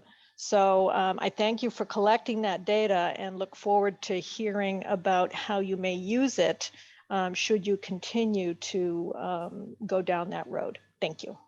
Thank you, Kathy. So Jeff, if I may, Sure. just so everyone does understand, so asking, signing a letter of intent starts the feasibility study process.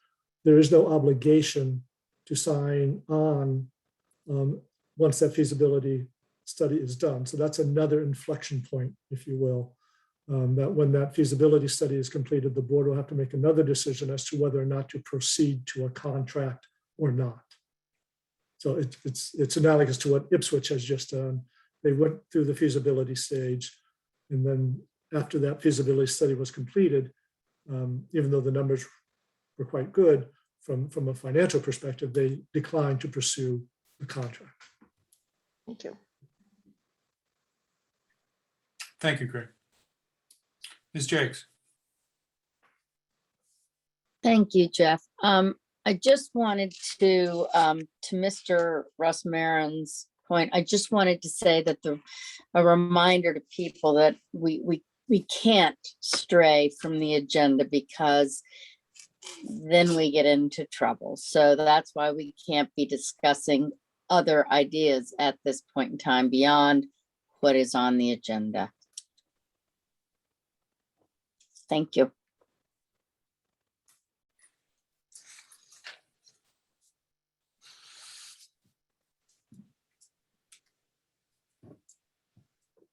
Any other comments or concerns of the board regarding these particular numbers?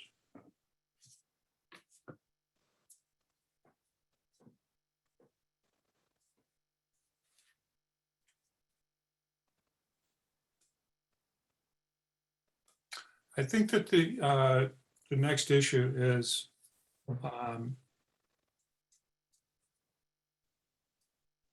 what else does the board need to have a vote on whether to proceed to the feasibility study? And when will that vote happen? This is planning out for future agenda on this, and we're not going to discuss it, but we just need to know what other things does the board feel that they need to come to a point where we can vote on whether we're proceeding or not.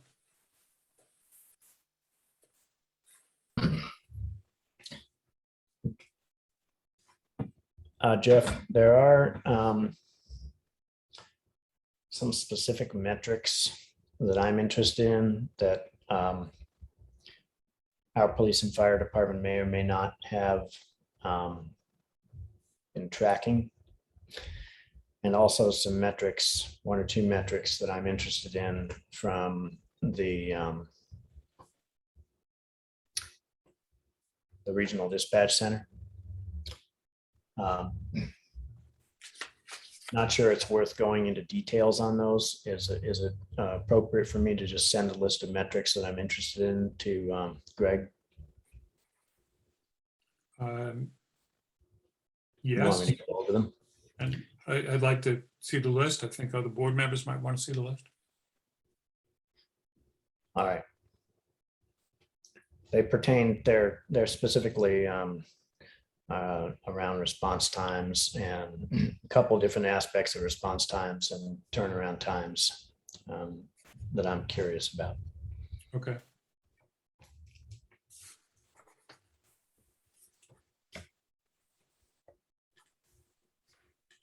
I know people in the town are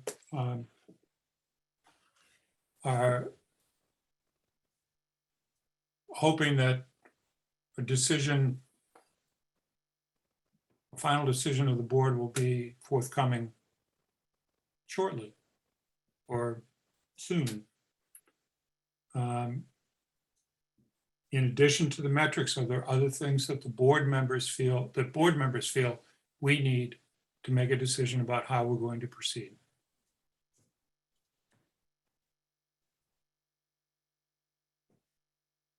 Yeah, Jeff, I might on the operations side, I know that Chief Fitzgerald is going to come up with some challenges going forward with what the state is proposing with regard to reserve officers versus full-time officers.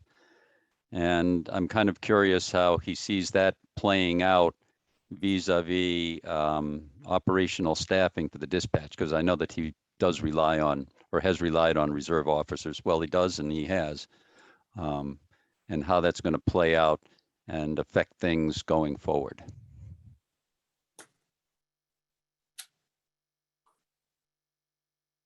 Okay, so if we could clarify that question for Chief Fitzgerald, we're not going to get into it tonight. You're asking, given the changes in police reform, how does that impact staffing if dispatch is to remain in-house? Is that correct? Yes, that would be correct. With, I guess, both scenarios, the 1 and the 2. The 1 and the 2. Dispatchers on at one time. Yeah. Got it.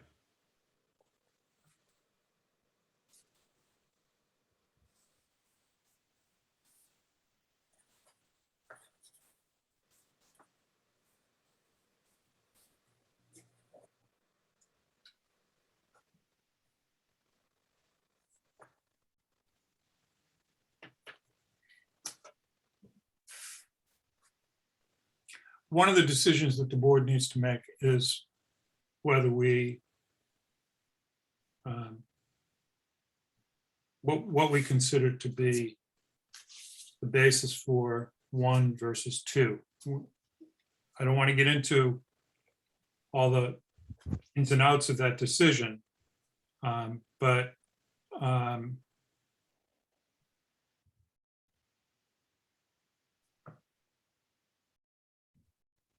we've got scenarios that we've proposed, but we haven't come to a conclusion about what we need in terms of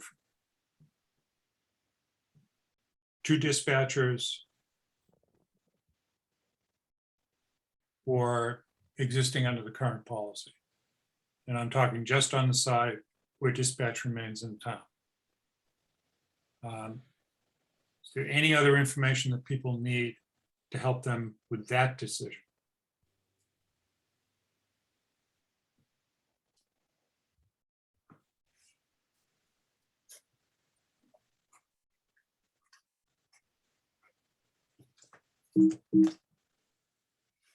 Okay.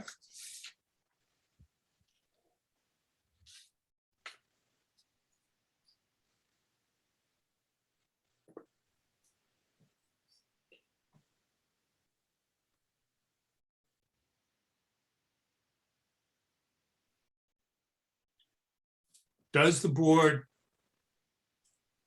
wish to develop an article for town meeting regarding decisions related to dispatch?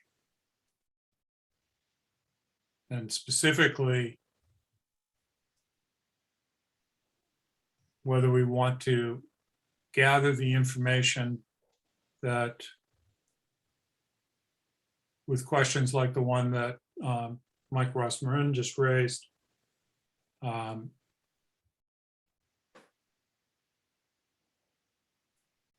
about longer term projections than 10 years, which would require, seems to me it would require going through with a feasibility study. So is there information that the board needs in that respect to decide whether to go forward with a feasibility study or not? Yeah. I'm sorry, I'm slightly confused. You mentioned putting it on a warrant, which I think is premature, particularly given the constraints of the meeting coming up. I think I think before we make a decision, we should have a feasibility study so that we understand what the regional 911 would actually offer rather than just the generalities that we've heard so far. But I think we should not, given the time lag that it's going to take, either to change to a 2-person dispatch or to go to the regional. I think we have to decide that this is just not going to have a major effect on the FY 22-23 budget, whichever budget we're doing next. Because if we do go with the regional, it will take a while to get on board. And if we don't go with the regional, we can probably assume the same level of delay. So I don't see that this is something that's so pressing that it needs to be expedited beyond asking considering asking for a feasibility study. Becky? Thank you, Ann. I agree with Ann. I think that if what the townspeople really want to see and understand is a real comparison of information, we can't do that without providing a feasibility study. Now, we're not obligating ourselves to anything, as Greg said, but if we really want to be looking at this with the clearest picture possible, I don't think we can do that without getting a feasibility study. And I don't think it's something to put on the warrant right now. Thank you. Okay. Jeff? John? Yeah, I assumed when you were talking about the warrant, were you referring to November's meeting or April's meeting? Assuming April stays on the schedule. Or were you just putting that out there and weren't necessarily identifying it with the timeline?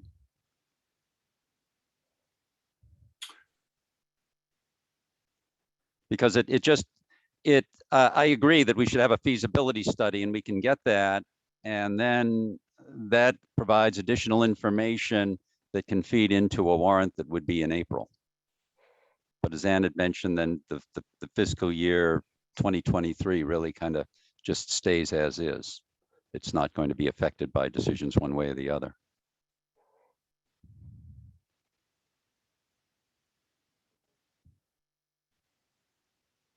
Okay. I don't want to make a decision. I was raising the issue of warrant article. I don't want to make a decision about that tonight. Because that's off the agenda. But I'm trying to get us teed up for the 18th in terms of what we can put together for next steps. So, John, you raise a really good point. And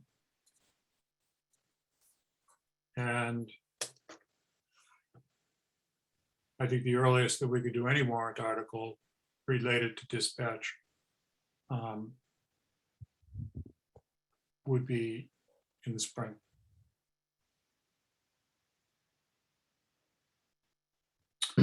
Okay. Yes, Eli. Yeah, so if we were talking about spring, then I would certainly, I would consider it, because I think by then we would have extremely well-defined alternatives, both for in-house and for regional. So if we did put something before the voters, they'd actually have information as opposed to a binary choice.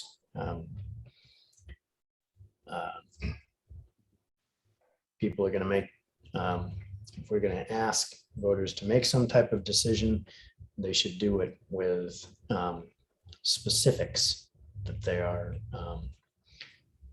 opting for not generalities without knowing the consequences of those generalities. I would agree. Okay.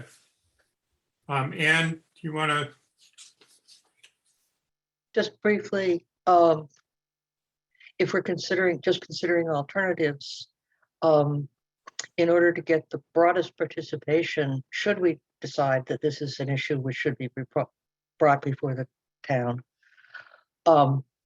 we could ask the town meeting to put the question on the ballot so that many more voters would have a chance to express their opinion. Once we have reduced it to a clear choice, clearly you can't have discussion on the ballot, but if we ask the town meeting to put it on the ballot, that would put the choice in front of the people, in front of more people.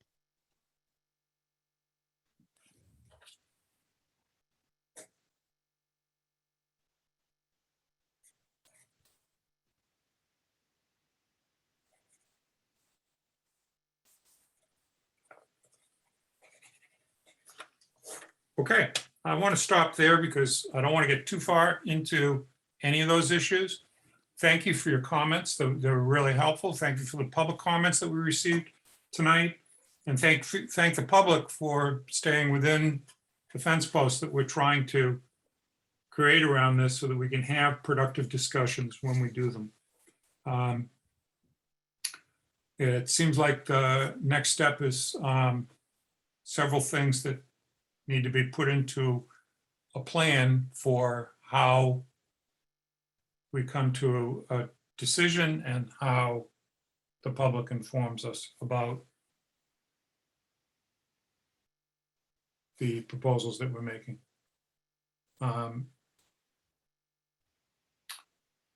Let's move on to our next agenda item. And we're a solid half hour behind at this point. The next item, I think, is probably going to be a discussion that's going to need to be done over a couple of meetings. But Chief Fitzgerald is here. We have asked Chief Fitzgerald to come in and give us an update of community policing. And both Chief Fitzgerald and I'm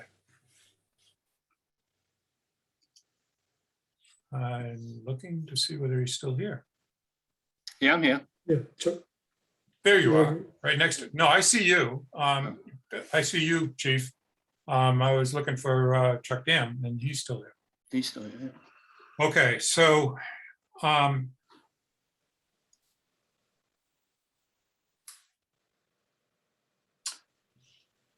let's start with the community policing update. And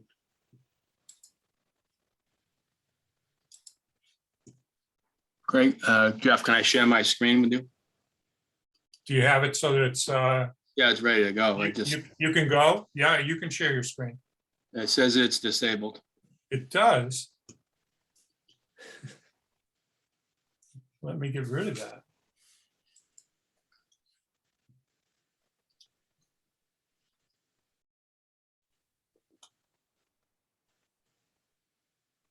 How's that? Yeah, there you go. Can you see that now? Certainly. So thanks for having me, and just give you a brief update. I put together a PowerPoint with a few slides on community policing and kind of what we've been doing for the last 2 or 3 years and a little bit before that. So let's see here. So community policing defined, and it's kind of a definition that I use that's put out by the U.S. Department of Justice, but it's the one I kind of like and kind of what fits here in Manchester. So It's a philosophy that promotes organizational strategies to address the causes of crime and reduce the fear of crime and the social disorder through problem-solving tactics and community partnerships. And we'll talk about community partnerships in a minute. So in the U.S., this concept has been around since the early, traced back since the early 19th century. Its primary purpose, again, was to have police engaging with the communities to build strong relationships between its members and law enforcement. One of the earliest tactics, mostly in major cities such as Boston, New York, LA, was officers on foot in neighborhoods that they generally serve on a daily basis. But in today's modern era, with social media out there, social media has been a huge thing for community policing. It's been a way for law enforcement agencies to share relevant information with its residents. And the three main sources that we use are Facebook, Twitter, and Instagram, and also our website. But I've found that Facebook is our main way to connect with our followers. And I think last time I checked, we had close to 3,000 followers on Facebook. So this is our department's mission statement. It was written several years ago, but as you can see, highlighted in yellow, it kind of incorporates the definition of our community policing, where we believe that our success is dependent upon strong partnerships that we form with our community members. So that's something we kind of live by on a daily basis. All members of the police department continue to interact with our stakeholders, our community groups, and our community at large. These groups include our youth population, our seniors, various town boards and our committees, and our local business district downtown in the general area. So according to my 2019 annual report, prior to COVID-19, and I think this goes into a little bit of early 2021 as well. Our patrols logged a combination of park and walk and directed patrols totaling just over 4,000 different events. Now, a park and walk and a directed patrol is a self-initiated event where an officer is engaging with the public at a specific given time. So a few examples of I found on our website, and we keep a shared drive of department photos. So I found some good ones that I kind of like. Top left is Officer Ramus stopping with a local entrepreneur at a lemonade stand this past summer. Top middle is officers helping out at the COA luncheon, the Council on Aging luncheon. Top left, right is our most recent community policing day, or our public safety day, that's incorporated with the Parks and Rec and the kids that attend the summer playground program. Bottom left is from this past summer. It's Officer Richard and Officer Seidel. Officer Seidel is one of our newest members, stopping at the playground at Masconomo Park and talking to some of our younger residents and giving them a tour of the police vehicle. And the bottom middle and bottom right is our two last Coffee with a Cop days. And the Coffee with a Cop days are just times where we go down to local coffee shops, sit and just engage with the people as they come in and out. And I will have a shout out to the Laughing Gull, but they've been very supportive with us during these events. And in the middle here is, I was down the public safety boat, one of our junior officers from town, they wanted to come in and take a tour. And so we gave them a tour. On the right is Officer Johnson, pretty much just before the Memorial School project started. Is one of our last real bike rodeos that we put on with the Bike and Ped Committee. And on the far left is this past spring, early spring, and I believe this was sent to us by the motorists themselves, but they were stranded on 128 with no funds to call for help, no phone. So Officer Shute, who was another one of our newest members of the department, decided to change the person's tire. And they sent that photo to us with a nice thank you note. And far left is Officer Newton, or Sergeant Newton, stopping at the summer playground at night while he was on patrol, having a quick game. Myself on foot patrol Halloween night with another junior officer. And again, before the Memorial School project, this is what we do every year, is a kickball ice cream social event. It's well attended by the students who come to summer playground. Unfortunately, we couldn't do it last year, and we didn't get to it this year because of COVID reasons and construction reasons at the school, but it's something we're gonna look to continue down the road, because again, the kids really enjoy it. But one of my well, I guess one of the most important things we've done since 2019 is the implementation of our overdose and mental health outreach and follow-up team, and the implementation of the school resource officer. So in May of 2019, we started a new overdose and mental health outreach follow-up team here in town. But as chief, I feel like we need to take a proactive approach with these issues of mental health and substance abuse. So even though our yearly numbers are kind of small, I think if this team makes a difference or a connection in one person's life, and I feel like it's really done its job or what it's set up to do.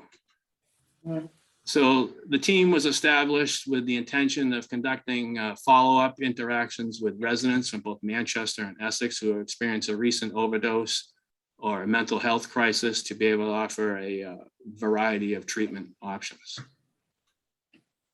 The outreach team currently consists of both Manchester and Essex police officers, along with members of Leahy Behavioral Health, who are on a jail diversion grant and are assigned to our local departments here on Cape Ann. And we have assistance from One Stop Prevention and Screening from Gloucester, and they've been a huge help as well. But again, the goal of this team is to encourage and assist individuals to seek treatment and recovery by reminding those who are obviously struggling with addiction that there are services out there and available to help. So in 2019, Chief Francis from Essex and I were pleased to announce the first school resource officer that was assigned to the school district.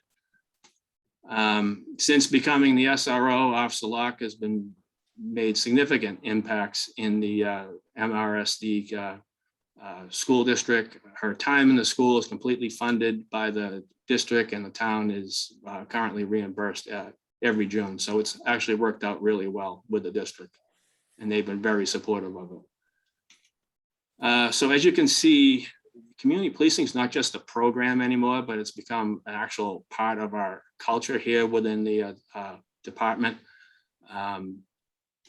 And most of this good work has obviously been accomplished within our budget and with no extra funding. So a few new agenda items that we had discussed and we'll try hopefully look at down the road is maybe beginning another Citizens Police Academy.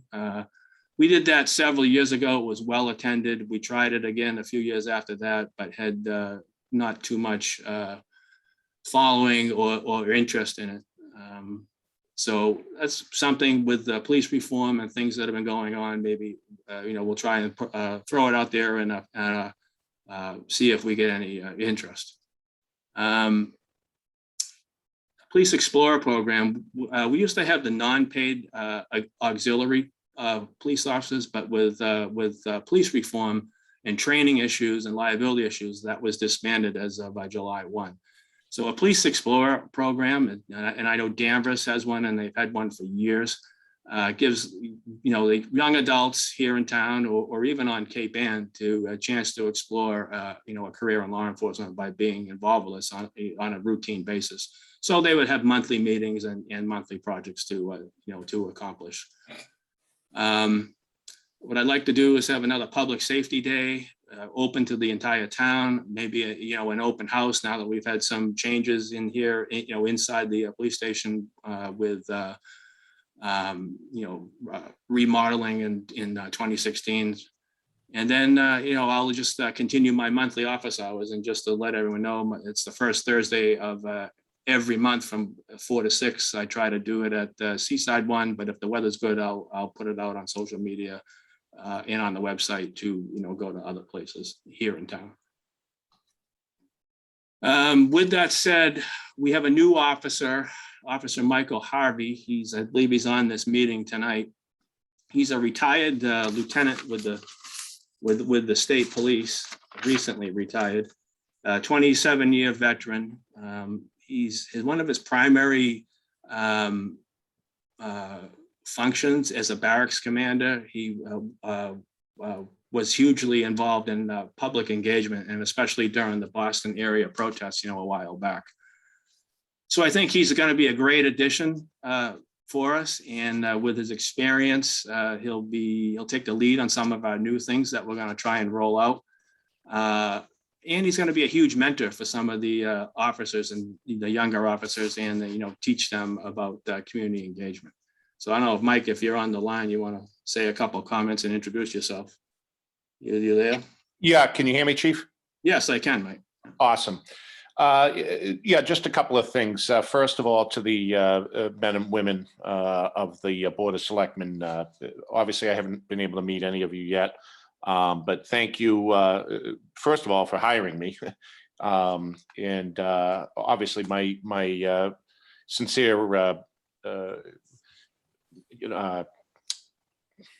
I want to thank the chief sincerely for when I reached out. I retired back in January. I'm 54 years old, as the chief said. I got my start as reserve patrolman over in Wenham. So for 34 years, I've been doing it. And, a lot of people ask me, geez, you've already done a career. And, I'm very fortunate to, achieve a lot that I'm very proud of.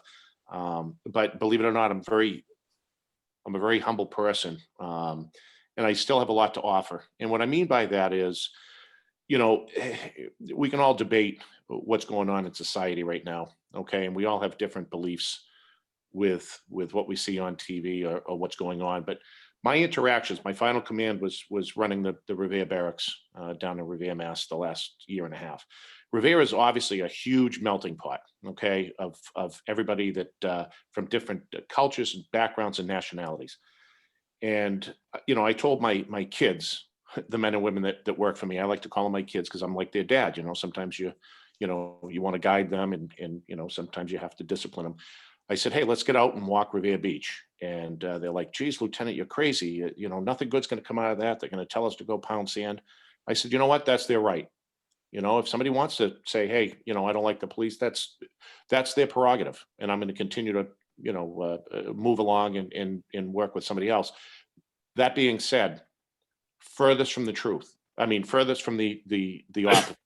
I had white, black, male, female, tall, short, come up. Hey, trooper, listen, whatever you're hearing, it's we got your back. Not only do we not, want to lose our police, we want more of you. And that really makes a huge difference. And I mean that sincerely because I see it firsthand.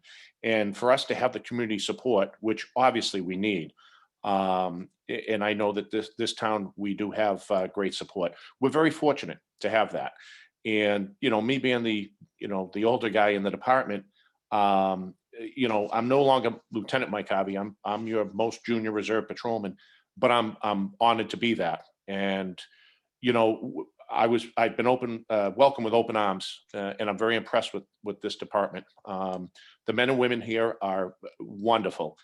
And, obviously they've been showing me the utmost respect. And again, everybody knows my past, within the department. So the respect is absolutely humbling that they show me. But for me to be able to hopefully, as the chief said, mentor them, I don't care what kind of question they have. I'm very non-judgmental. I'm not going to, say, oh, geez, they should know the answer to that. We all have, again, my 34 years, I think will be, very helpful.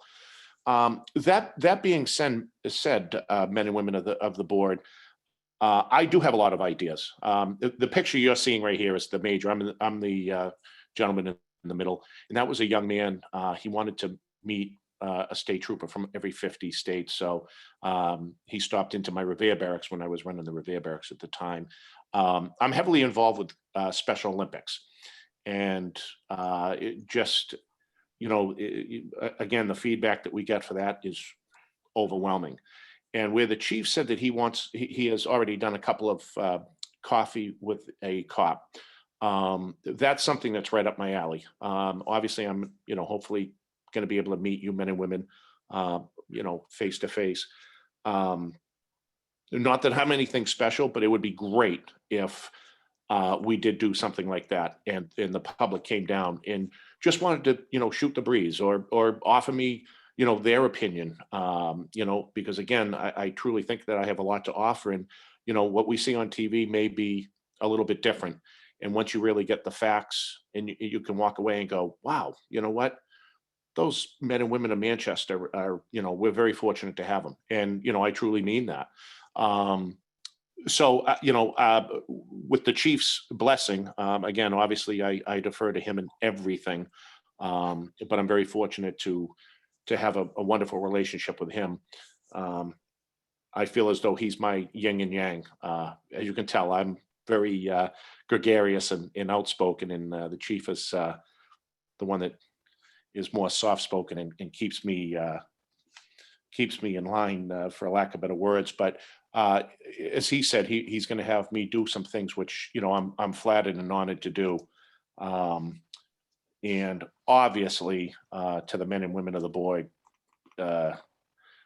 money would obviously have to be discussed. And what I mean by that is, it would be great. I went to the Public Safety Day up in Gloucester the other day, and I just happened to reach out. Unfortunately, we don't have a budget, but as you said, as the chief said, we've been very fortunate to, shoestring it. But I bought some things online, stress balls, some tattoos, coloring books, and the feedback I got was really, really good.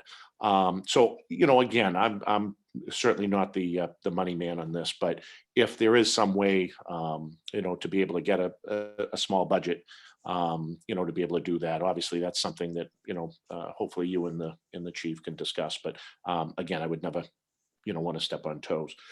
So thank you so much for your time, men and women of the select board. I appreciate you all.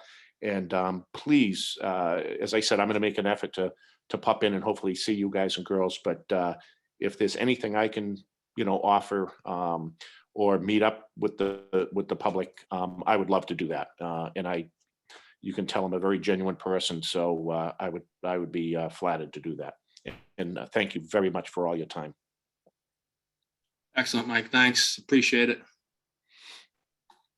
So in closing, as you can see, community policing has morphed into a part of an everyday culture with the PD. We continue our strong presence on social media because, again, that's where today's connections begin. We continue to work with our local partners, community groups, and the community at large. And as you can see, we brought Mike on board to, help us with some outreach and maybe work on some new funding for the programs in the future. So kind of with that said, I'll open up to any questions for myself and Mike before we move on. I'll stop sharing my screen if I can. So any questions for Chief Fitzgerald regarding what he just presented? Yeah, comment and one question. First, thanks for the presentation, and I really like the in-person interactions. I think most of all, one question on the Facebook topic. Yeah. You mentioned that Facebook was by far the biggest social media platform and the one that had the most impact for you. How do you measure? How are you folks measuring, or are you measuring the impact that you are able to have on Facebook?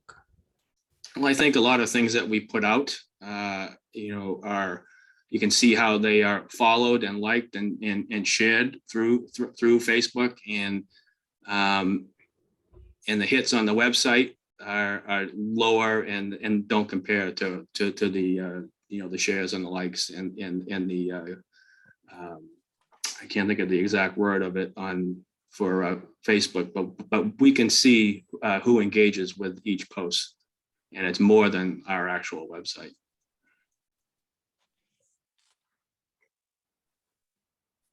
Okay, thanks. Any other questions from the board?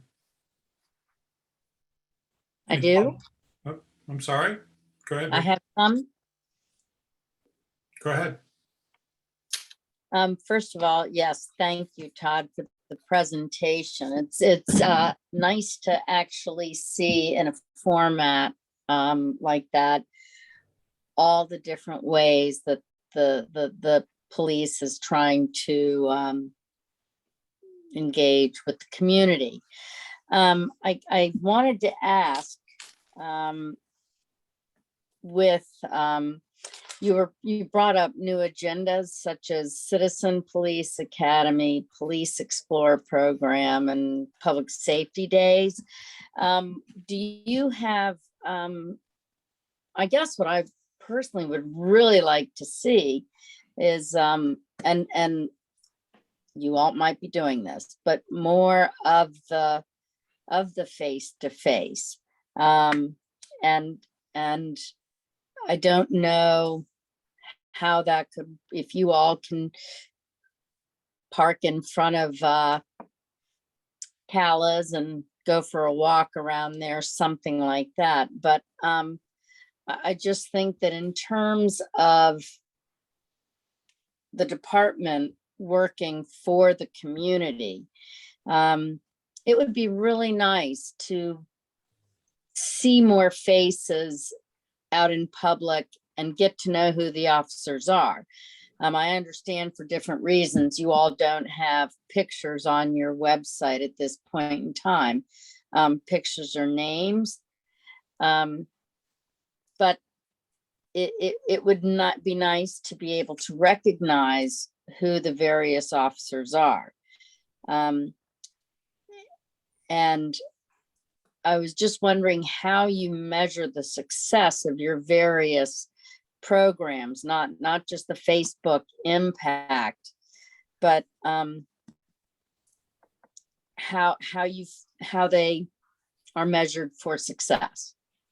I don't think there's really a way to measure it for success. I think it's with the feedback, that we get from the, from the public, that the stuff that I hear and the other officers hear, and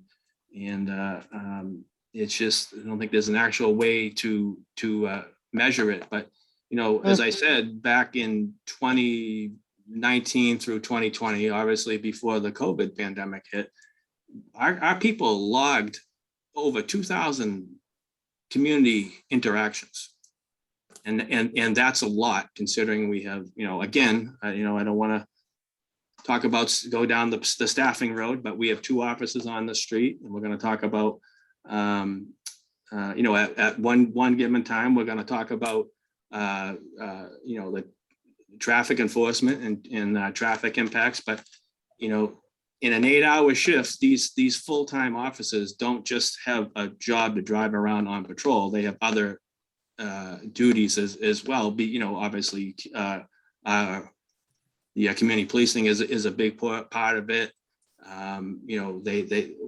We're an accredited agency. Some officers are responsible for accreditation. Some officers are responsible for the jail cell. So there's other duties that they have to, I guess, take care of it in their 8-hour shift. So, I think we're out there quite a bit, and I think we measure it by the feedback and the success of our programs. And I do want to acknowledge that you all, each person has a lot to do, and I certainly respect that, and the amount of time needed for documentation and everything else. Yeah, I know. It's got to be fairly onerous. Mm-hmm.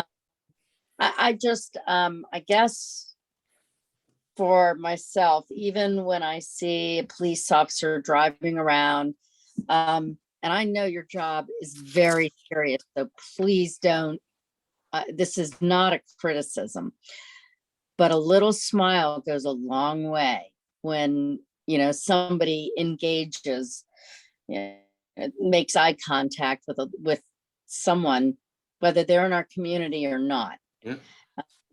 And it does go a long way, but I do not in any way mean to imply that that the job is not No, difficult. I agree. And that's kind of what we try and promote with our offices. And, I feel we do that as much and as best we can with the time constraints and the things that we have to do. So, obviously there's always room for improvement, but, I kind of think that we try and do that as best we can. Thank you. Mike? Thank you, Mr. Chairman. Just to respond to the vice chair, again, the chief certainly doesn't need me to stick up for him, but again, he's a very humble man. I'm glad that Ms. Jakes brought that up, because I only started back in July, but the chief has already he's had me walk downtown in 2 different times and worked a festival that you all had back in July. We actually were supposed to be doing something, myself and Officer Mullins. Unfortunately, it was literally just, walking from the police station. Let's go down, walk around for 4 hours. I literally want to stop into every bar. I know you only have a couple, restaurants and whatever, and just, again, meet people. But unfortunately, with accreditation, the chief had to, postpone that. But what the vice chair brought up is something that I've been preaching, and I use the saying, we have to get out from behind the windshield. Okay. Now, me as a trooper, obviously we were mostly on the highway, so we didn't really have, the community policing capabilities. Being down in Revere, though, I was a city cop, and so I did have that, and that's why I wanted my men and women get out, walk up and down Revere Beach, especially in the summer. It's gorgeous, I rode the horse for a couple of years. That was the big icebreaker. People wanted to come up and hey, may we pat your horse, or that was the icebreaker. And all of a sudden they start talking to me and my fellow colleagues, and it's again, it's to go back to what Madam Vice Chair said, how do we measure the success? Me personally, again, it's a lot of people don't write letters unless they have a complaint, which is really too bad. Mhm. I think the saying is, for every letter you get, you 10 bad things happen, whatever. What I'm getting at is a couple of the stress balls that I gave out, they, just have the thin blue line.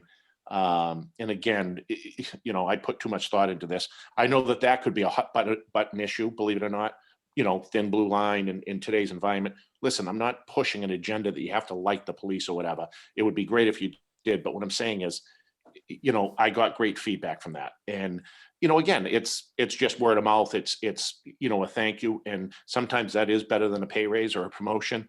So again, I think you can tell Madam Chair that, obviously I'm the guy that's grabbing these younger officers, saying, come on, let's go out and walk around. And again, I'm flattered by it, but the feedback that I've been getting from these guys are like, oh, geez, Mike, I'd love to do that. I'm old school. Again, I'd love to bring back, having a cup of coffee with the guys, or having a cookout, and bringing back the old, camaraderie and friendship. Do you know what I'm saying? It just seems like today's society, we're really getting divided, and it's sad. Obviously I don't have all the answers, and I'm not going to cure all the ills, but I certainly am going to try. I want to be part of this community because I am a reflection of obviously myself, but your town and the chief more specifically. So, I would never want to let you all down or the chief. So thank you, Madam Vice Chair. Thank you, Mike. Yeah. Okay, I'd like to, unless there's other comments, I'd like to move on to the second part of this, which is, because we have a lot still left on the agenda and we're really slipping. And the second part of this is traffic calming updates. Actually, I know, Chuck, you've been waiting to have an opportunity to speak on this in terms of what you've been developing. Can be bumped. No big deal. I'm actually going to ask if you could, if we could rearrange the date on this. I'm concerned that we have the COVID update, affordable housing, the letter and 40B application, and a lot of other stuff. We've already bumped the executive session for tonight. So I appreciate your time and being here until 9 o'clock at night. Sure. But I would like to move traffic calming off to our next agenda. Is that okay? Works for me. No problems Chief? here. Yeah, sounds good to me. Yep. Okay, all right. And Thank you. I'd like to thank Chuck for the document that he gave us, which was comprehensive, clear, and looks completely appropriate. Thank you. And draft. Yeah. Awaiting Same- input.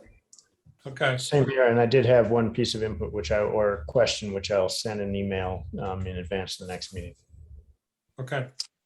Yes, thank you, Chuck. I have a few things I wanted to ask as well, so I will email those to you as well. We're always around. Thank you, Chuck. Just waiting for those emails, right, Chuck? Okay. We're going to move on to our COVID update. And Greg, do you want to pick this one up for a sec? Sure. So as was commented a little earlier this evening, in terms of case numbers, we are doing pretty well right now. We've had a week or so with no cases, one case I think active right now. Do I have that flip-flop? But in any case, the spike didn't last very long, at least so far, and so that's all good news. The mask mandate is still in place and for the most part has been well adhered to. One or two concerns, but nothing too widespread, and we have followed up on those concerns, and hopefully are getting cooperation. So I think the sort of steady as she goes at the moment. The school's mask requirement is extended by the state until November 1. And then at that time, what they are saying is that schools with 80% or more vaccination rates amongst the staff and students, so obviously it only applies to the upper grades, that they may consider removing the mask mandate. But again, that'll be a local school district decision. So for now, that those mask mandates are still in place, and we continue to watch, just both locally and nationally. The trends are a little more encouraging nationally. We are seeing a decrease in hospitalizations. Deaths are still pretty high. We've dropped a little bit, but we're still close to 2,000 people dying every day, which is just a staggering number when you really stop and think about it, but we've gotten a little numb to it all. But that is a disheartening number. So we continue to offer the vaccinations through our collaborative with our neighboring communities. The booster shots are available for people 65 and older. as well as those with compromised health conditions, and as well as people who are sort of front line in terms of exposure to potential infections. Well, obviously, we're all waiting for approvals for the boosters broader than 65 and above, and also for younger people. So the 5 to 11 age group hopefully is next up. It seems like that is coming soon, but again, we have to wait on that, and that'll spur another round of vaccinations, we hope, pretty soon. But again, don't have a clear timeline on that. In terms of revisiting the mask mandate in town, I think it would make sense for the selectmen to meet jointly with the Board of Health. Their next meeting is October 14th. And if that is a time slot that's available for a majority of you in the morning, they typically meet starting at 8:30 in the morning. If that's a possibility, I would recommend that we try to get that scheduled. So I think that's where we are.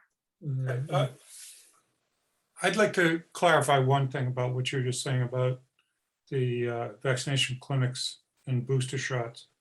My understanding is that the only people who can receive booster shots are people who had the Pfizer vaccine previously. That is correct, yes. And it's not available to people who had Moderna or J&J. Not yet. At this time. That's correct. Okay, No, so I just want to clarify that so that the public is aware. Yeah, no, that's an important clarification. That even if you're over 65, or even if you have one of those compromised medical conditions, that it's only available for Pfizer recipients. Yeah, Previously. important point.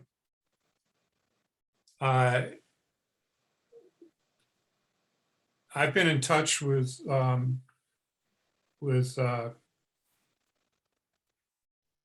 actually, Greg and I had a meeting this morning with Paula about Paula Polofilius, who is the chair of the Board of Health, and on another matter, and we did float the idea of having a joint meeting on mask mandate on the 14th, and she was receptive to that at this point. So I would like to poll the board in terms of availability for that. Works for me. I'll be there. Works for me. Yeah, I think I can do that. I didn't hear what you said, Eli. You can or cannot? I believe I can do that. Okay. All right, then I will be in touch with Paula and ask her if we can do that as a joint meeting.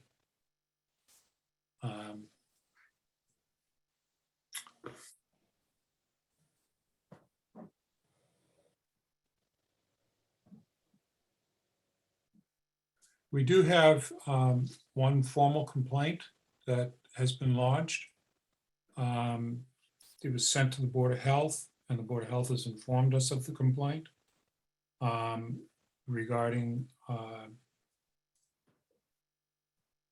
from a citizen who is concerned about mask mandate compliance. And we do need to address the issue of how we handle those kinds of complaints.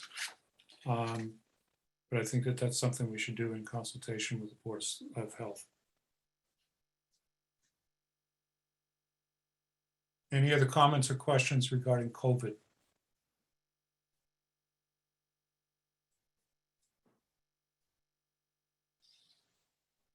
Okay. The next item on our agenda is affordable housing, and there are two items within that, starting with the letter to DHCD.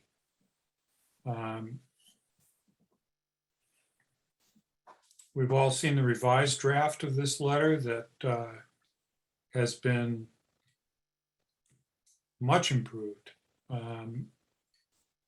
and wish to thank all those who worked on it. I believe Jody Morse had her hands on this. And others who were involved were Eli Bowling and Eli, is there anybody else that I'm missing? Yeah, no, but I'm gonna put a little bit more emphasis on Jody Morse. It wouldn't have happened without her. She did a really good job with this. So a shout out to Jody Morse, who attended our last meeting and offered to help out with this and followed through on that. And really helped us to come to a place where this letter is in much, much better shape than it was. So thank you, Jody.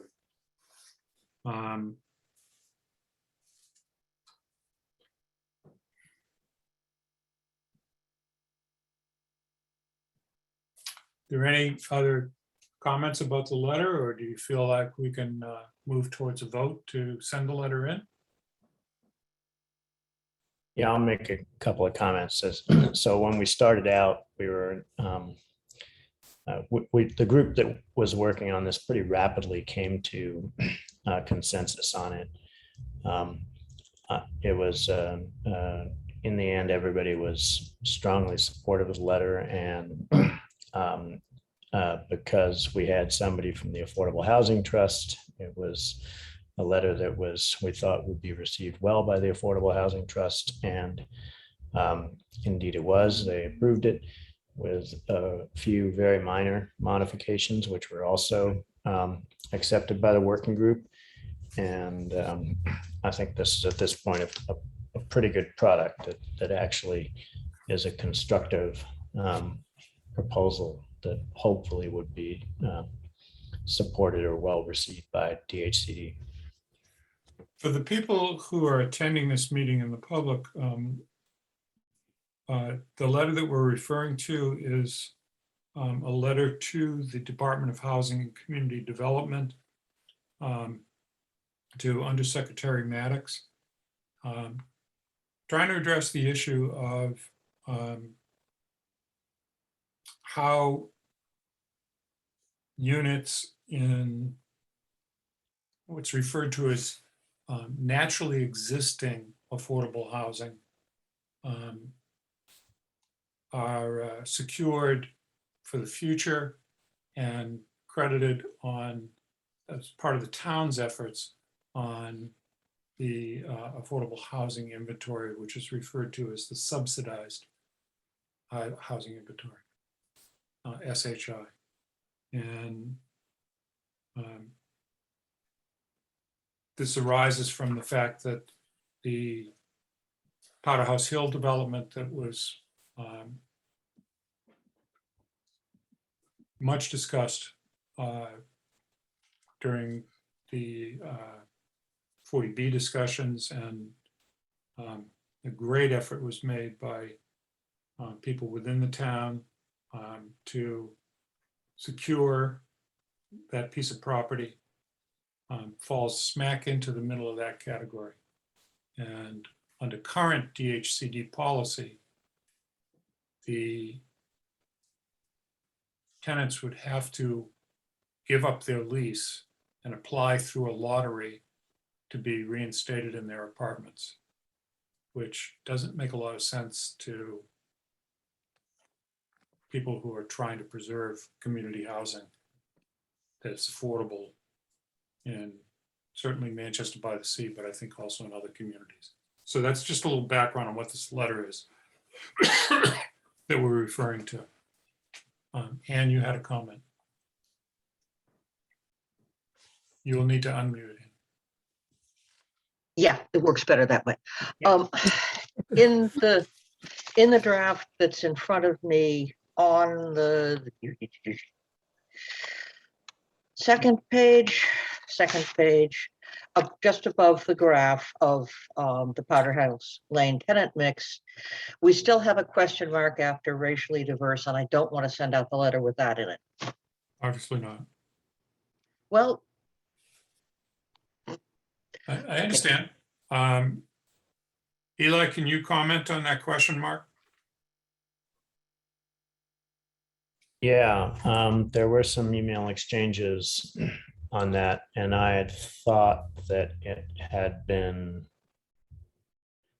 resolved and the question mark had come out. But what's your position on it, Ann? I don't have a position, except that having a question mark there really undercuts. Yeah. Yeah, I believe that question mark was supposed to come out. Let me take a quick peek.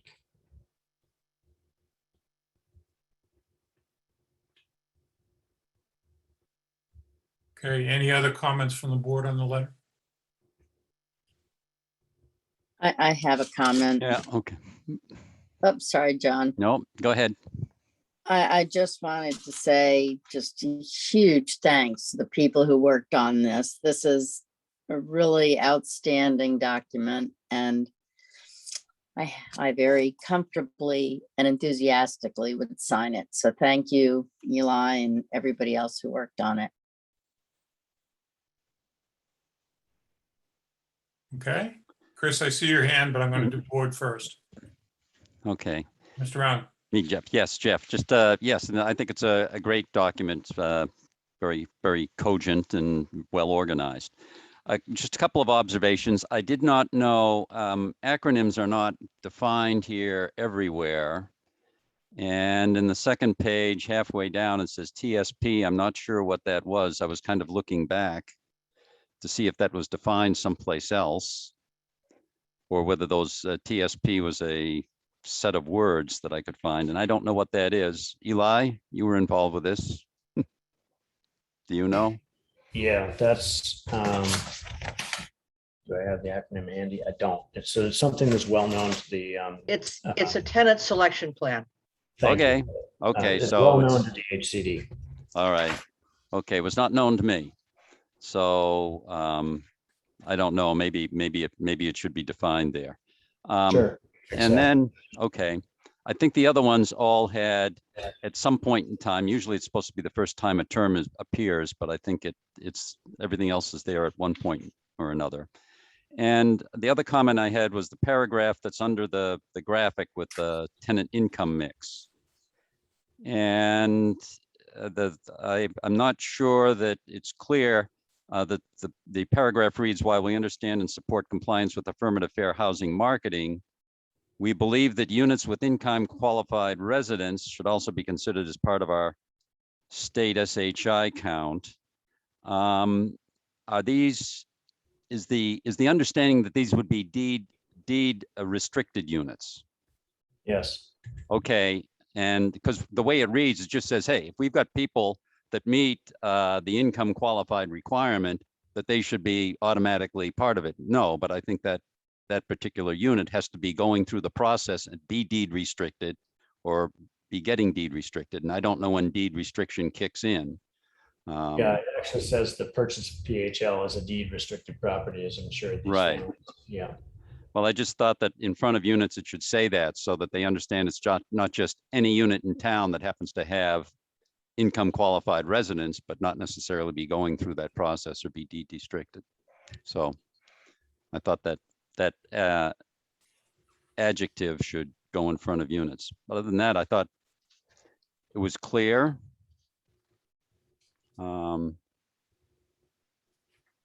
Yeah, good.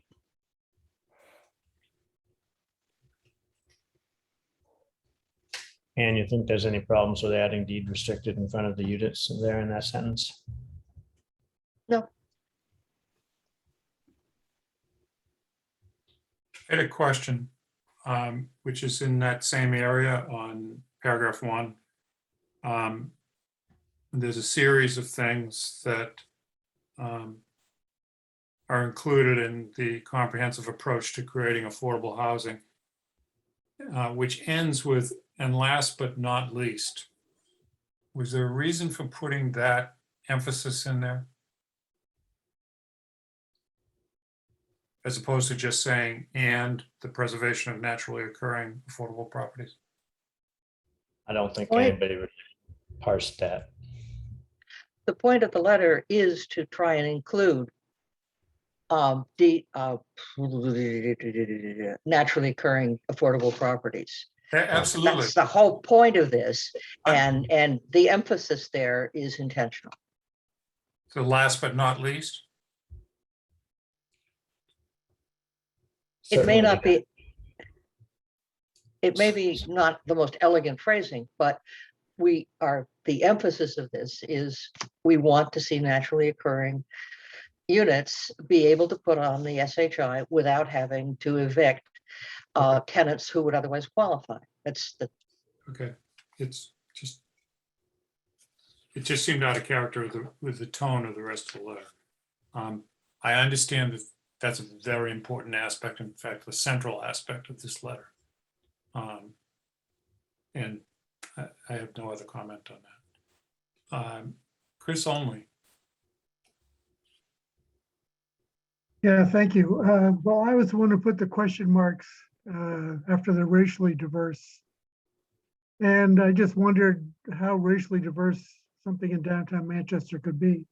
But Jody pointed out that there were, I think she said 2 out of the 6 residents that were, I guess, interviewed or surveyed or something turned out to be from a not white race. And so but you can either take out the racially diverse or take out the question marks. Either one, I think, it's up to you all. I think 2 out of 6 is pretty diverse from Manchester, but Yeah, I'm it not was sure. a I'm not sure relative- DHCD would go with it.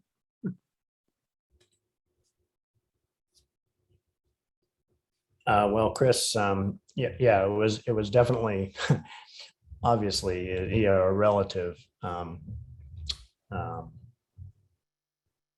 measure. It's the best way I could put it.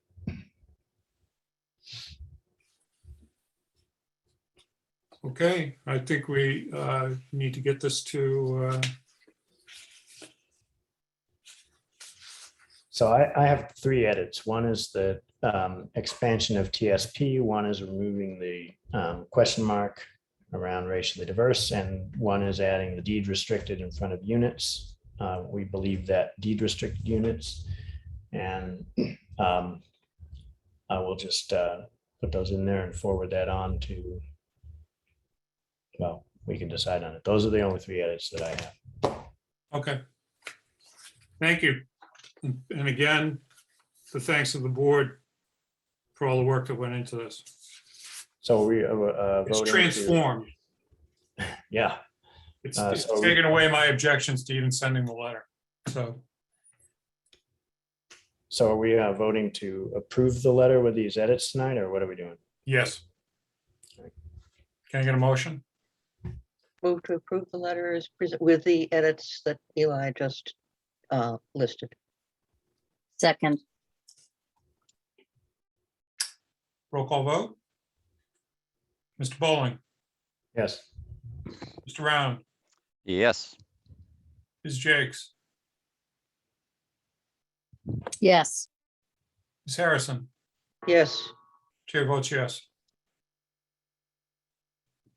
Okay, So Jeff, is that something that you want to sign on behalf of the board and send in, or do you want all 5 of you to sign? How would you like to handle that?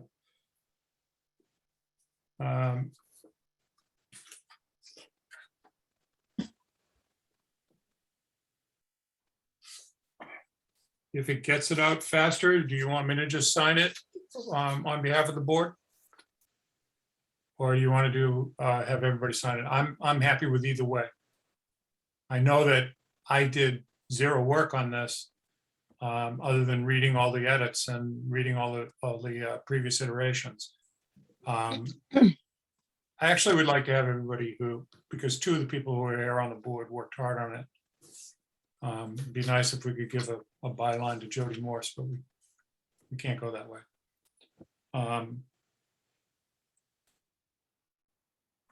So I'll sign it as chair, AKA Jody Morse. No, I won't do that. We should put all 5 signatures on.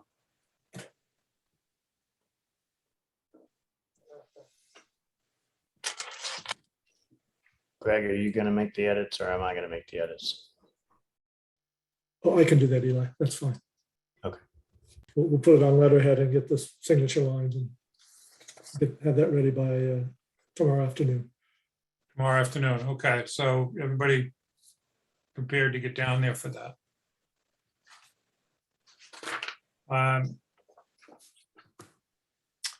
The second item under affordable housing. Greg, you want to make this this announcement? I can do it. Either way, Jeff, your call. Go ahead. So a week ago, last Monday, we received the formal application to the to the zoning board of a comprehensive permit application from SLV for so-called sanctuary in Manchester. This is the 40B that was the subject of many rounds of negotiation as a potential friendly 40B, but as everyone knows, that was not successful. The applicant was able to secure a letter of eligibility from Mass Housing. Mass Housing, in granting the letter of eligibility, recognized the numerous concerns that the Board of Selectmen had written, expressing along with other letters that they had received. But basically, they said those are issues that should be reviewed and hammered out during the comprehensive permit process. So we have the application. The zoning board is required to hold it to start the hearing process within 30 days. So they have posted will be posting a hearing notice for October 26th, a Tuesday evening, to start the process. So they have a 6-month window to review and decide whether or not to grant a comprehensive permit for the project. They can deny the project, they can approve it, or they can approve it with modifications. So that will be happening between October and springtime. As that process gets underway, they will be able to rely on some support from a consultant who is well versed in 40B as a project manager, if you will, for the ZBA. We're submitting that application to the Mass Housing Partnership this week in order to obtain that technical assistance to help us through the process. That person, the technical assistance person, will assist with not only the hearings, but also obtaining some peer reviews of different elements of the project and to help the zoning board sort of wade through the many issues that the project will have and the various issues that need to be reviewed. So as in any 40B, the applicant is seeking various waivers from our zoning regulations as well as our wetland regulations.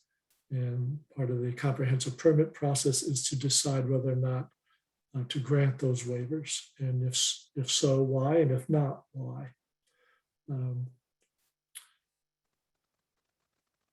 So the process, as I say, unless the applicant agrees for an extension, is supposed to be completed in a 6-month time window and a decision reached at that point. And after the decision by the zoning board, that can be appealed to the state, to their Housing Appeals Committee. And that is a specially set up committee to take appeals of 40Bs. Whether, if the application is denied, I would expect the applicant to appeal. If the application is approved, I would expect perhaps abutters or concerned people with standing to appeal as well. So I think in any case, we are looking at a fairly long process. Not only the ZBA process, but I would anticipate an HAC process and beyond that, possibly into the courts. So this is not a quick process by any stretch of the imagination. It will likely take considerable time and considerable effort with many hours of hearings and work between hearings. So we're gearing up, and that's a quick overview of what's to come. Thank you, Greg.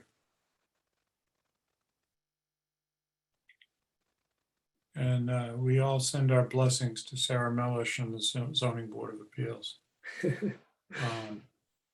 We know what you're going to be working on and how hard it is. And we thank you for all that you're going to be doing over the next 6 months. So one issue and a little bit of a struggle that we had hoped by now to have all of our equipment in order to have hybrid meetings. In other words, the board could be meeting in person and much of the audience could be participating virtually. Unfortunately, that equipment has been delayed. It's a victim to the chips, various computer chips that are in short supply, and things have been delayed in receiving the equipment and getting this set up in room 5 as a hybrid meeting space. So that poses a bit of a challenge. I had hoped that we were there. I'm still hoping that we will get there by the end of October, but I can't guarantee it. We're still waiting for some critical pieces of equipment to arrive. So that presents the challenge of being able to hold any in-person meetings, given the high level of interest and the volume of people that want to participate, listen in to the proceedings. To do it in person, I think we would need to have a large meeting space.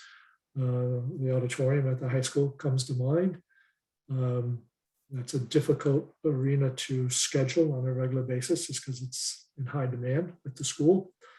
And it's also sometimes difficult, obviously, to see plans that are being reviewed from a distance. So given where we are, I know that Sarah has a strong preference to be able to have her board meet in person in order to have a good flow of conversation and information. But given where we are, I really think we need to stick to the virtual format for now.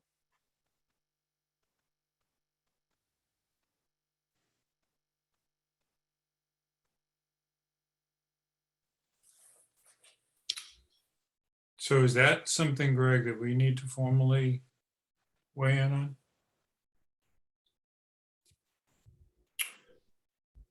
on? Well, I think it's your policy to date has been to continue with the Zoom for any meetings that are drawing an audience. My concern, as much as I would like to see a hybrid meeting, is if we don't have the equipment for it,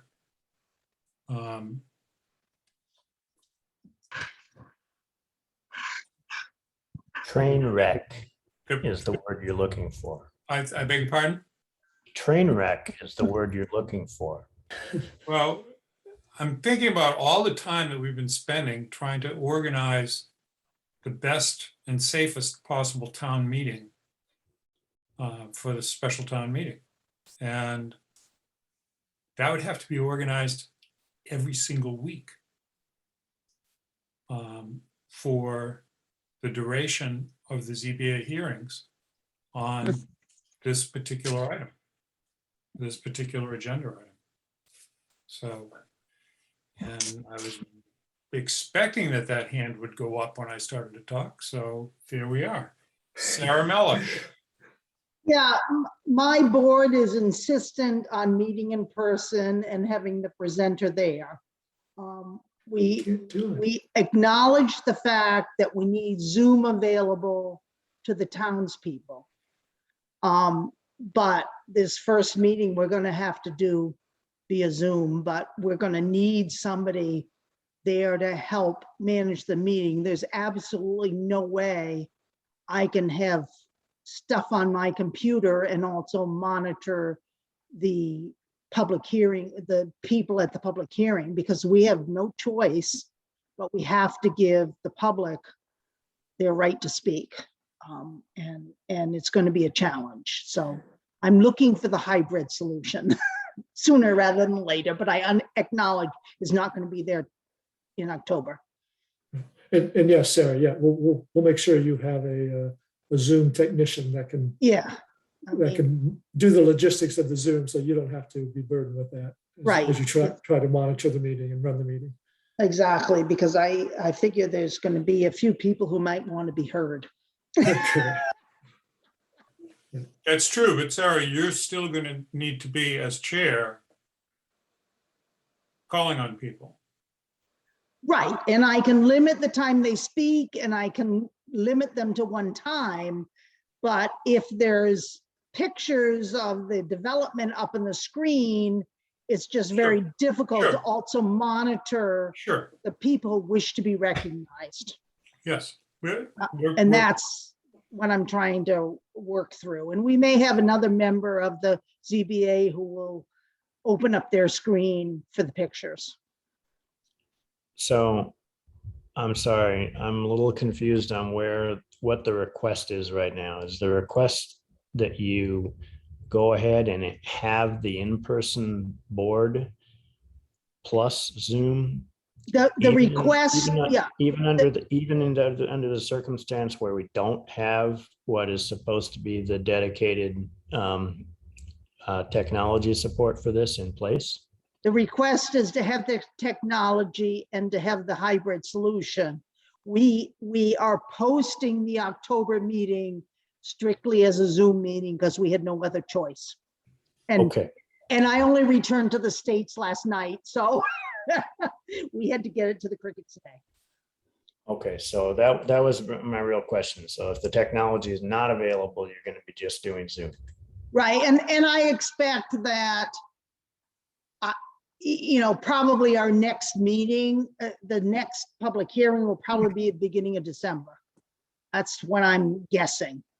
But, we're losing a lot of time because of the winter holidays. So we're going to be tight for the 6 months. Do we have any idea when, and trust me, I understand that with this is just a very iffy question. Do we have any idea? Are we talking 2 months to go hybrid? Are we talking 6 months? Have they been able to give you any indication, Greg? Oh, I'm hopeful that this is by the end of October and at the latest by Thanksgiving. If it's not available by the beginning of December, then I would request that we have a large room available to meet. How many can Zoom accommodate? 500. Thank you.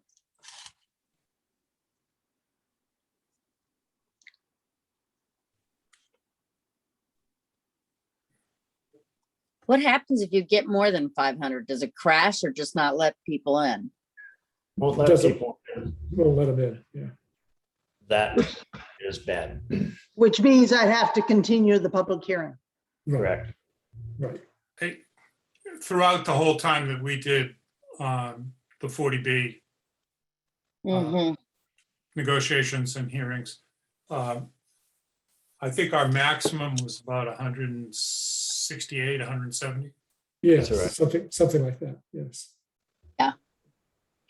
So I don't think the 500 limit is going to be breached.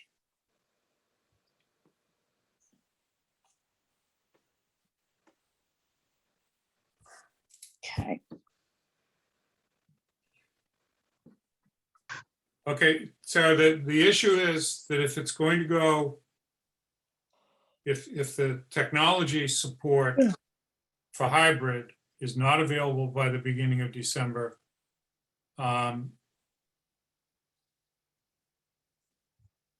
then there's going to have to be a plan that's presented for how you're going to manage COVID risk. And I don't know if you want to have to get into that. I appreciate the urgency with which you wish to have the hybrid available. I wished we had it available now. The beginning of September was the goal. Yeah. But we don't have it. And it's not a magic trick to get it. It's going to happen when it happens. So please understand that the Board of Selectmen and the town administrator are not dragging their heels on this because of a format issue. It's a delivery issue.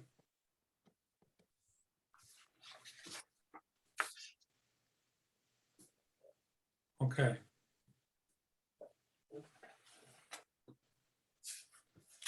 Any other comments, questions concerning the 40B application and the status of our hybrid?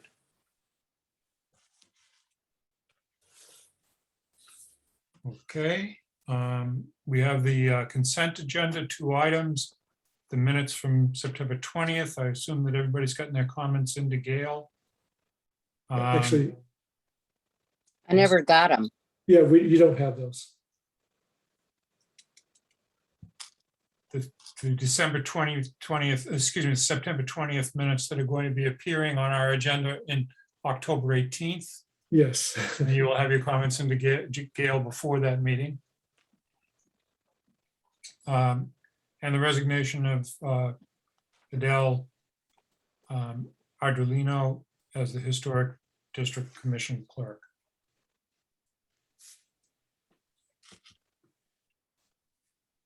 Motion to approve the consent agenda with a nice note to Adele for lots of service. Okay. I second that.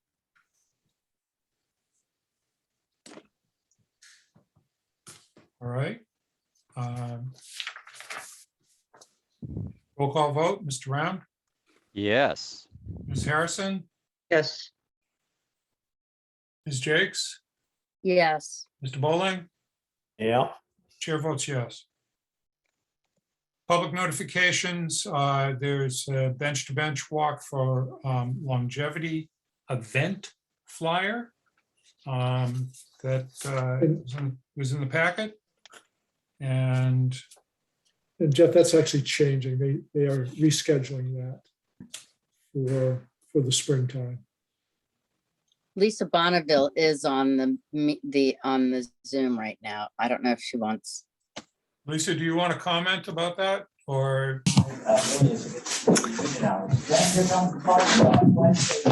Hi. Yes, I'd be happy to comment on that. I wanted to simply thank the board for all the support that you have given the Longevity Bench project.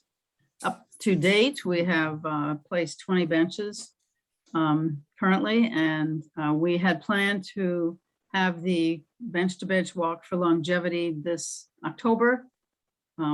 Rescheduled the 3rd time because of COVID, and my board last month voted unanimously, and Nancy Hammond at the Council on Aging agreed with our decision to postpone it yet again. We made that decision in the throes of organizing sponsorships, et cetera, and COVID increasing yet again. And so we decided to wait until spring. It's a community event where we want to gather a lot of people and have it be a joyous celebration gathering in the Legion Hall for a cookout. And we didn't want to worry about masks. We also were launching the Bench Buddy initiative, getting people to sign up to be bench buddies and people who want to have bench buddies. So all of it, we just decided we would be more comfortable postponing it. And I appreciate having this opportunity to explain that. So I thank you. can't thank you enough, Lisa, for all the efforts that you've put in over the last several years with the longevity bench project. It's been an amazing thing for the town. I'm always got a big smile on my face when I'm driving down the street and I see people sitting on the bench, reading or just pausing as they've been walking through the neighborhood. And they're Thank you. everywhere. Yes. Yeah. And we need even more everywhere. Yeah, we've got another 12 we're hoping for. So, and we have, the parade was a lot of fun and we have interested people, 3 new interested people. So, so we hope to follow up on that and make that happen too. So Fabulous. And Great. thank you for all your efforts. The whole town is deeply appreciative. thank you very much. Thank you. And I'm sorry that you have to delay it, but I think it's a wise decision. Yeah, great. Very good. We were trying to do social distancing by having people sit on the longevity benches to do town meeting, but the audio was tough. Great, thank you. Thank you. The other item in the public notifications is a citation by Chief Fitzgerald for 6 public safety personnel, officers and firefighters, police officers and firefighters, and the actions that they took that most certainly saved a patient's life. And, you know, there's a lot of training that goes into this effort that was displayed on August 21st. A lot of training. And in this case, it really had an incredibly good outcome. So we appreciate all the officers and firefighters and the training that they've had and the efforts that they made in this particular situation. Town Administrator's report. Okay, thank you. Start off with staffing updates. We had a very nice retirement send-off for Jenny Thompson, who completed almost 27 years with us as the principal assessor and additional years in other communities. Had a really quite a illustrious career in the assessing world and serving on local, state, and national assessing boards and associations. So it was a great send-off. We will miss her, but we wish her quite well as she moves into a next phase of her life. And in terms of a replacement, I will have a very good recommendation for you to approve to ratify at your next meeting. As you know, you ratify department head appointments, which is this is one of those. We also had some heartfelt goodbyes to Sonia Nathan as she moves on to her focus on helping seniors. She'll be working in Swampscott at their senior center. So we will miss her and her smiling face in our office. Always cheerfully took on multiple tasks. So we will, again, we were working on an interim replacement. That person unfortunately has had some health issues. And so we may need to go to a plan B. We have posted the position and we'll be undergoing a review of potential applicants in the next few weeks. In the meantime, we have welcomed aboard Sue Croft as our special projects and grants coordinator. We did some rearranging of different positions to create this position. So in terms of a net staffing, it was a 0, but we were able to pull together this new position. And Sue has had 1 week under her belt. She had to go off to jury duty today, but was not impaneled. So we will get her back tomorrow to continue her orientation and getting geared up. Next up, we'll be saying goodbye to Bob Wilworth. He is also retiring after over 30 years of working for the town. Currently, he's our superintendent at the sewer plant. And so we will be gearing up for saying goodbye to him and getting his replacement in place as well. And finally, we do have a replacement for the assistant accountant position. And we will have that new person starting up on the 25th of October. So some changing of the guards in various positions. And we will be seeing quite a few retirements in the years coming ahead. We have an older workforce, and many of those folks are coming upon their retirement dates. So this will continue for the next few years. Moving on to budget process, the FY23 budget, we'll begin our work on that new budget.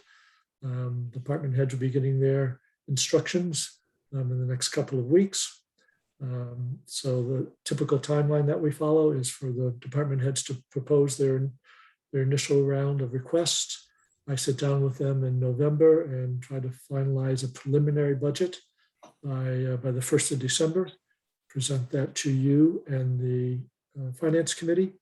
And then the first of the year, in January, February, and then early March, we work through that preliminary budget and finalize it in preparation for annual town meeting. So if you have particular ideas for the new budget, either new initiatives or changes that you would like to consider, then this would be a very good time to start getting me that kind of information, and we can start trying to plug it in to the budget process. So in the not too distant future, we should have a discussion about your ideas, but it's time to start thinking about them. It feels like we just started the new budget and we're working on the next one. But that's the cycle that comes every year. So it's that time of year again. Get that underway. And then finally, special election. We have, as you know, Brad Hill's resignation as our representative. He's moving on to the Gaming Commission. And so there will be a primary scheduled for November 2nd. And then the regular election or the final election on November 30th. And both of those are Tuesdays, and they'll both be held at the high school in the cafeteria for people to vote. There will be early voting options for both of those election days. So November will be a very busy month on the democracy front with two elections and a special town meeting. So the town clerk's office will be busy in November. So those are the three things I wanted to bring to your attention, and that'll do me for now.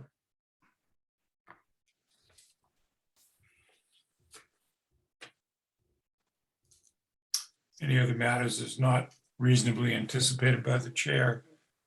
I have none. And we have postponed again the executive session for tonight, since starting an executive session at 10 o'clock at night is not the most productive use of the board's time. We're going to postpone that to the 18th, and hopefully we'll be able to get it in then. We thank town council for coming on board and checking to see whether there was going to be a session tonight. Unless there are any other considerations that the board wishes to address, I would entertain a motion to adjourn. Second. Thank you, Ann. Thank you, Becky. Roll call vote. Ms. Harrison. Yes. Ms. Jakes. Yes, please. Mr. Round. Yes. Mr. Bowling. Yep. Chair votes yes. Good night, all. Thank you for your patience with our meeting tonight, and we wish you well. We'll see you in 2 weeks. Right, Jim. Thank you, Jeff. Good night. All righty. Good night, Thank everybody. you.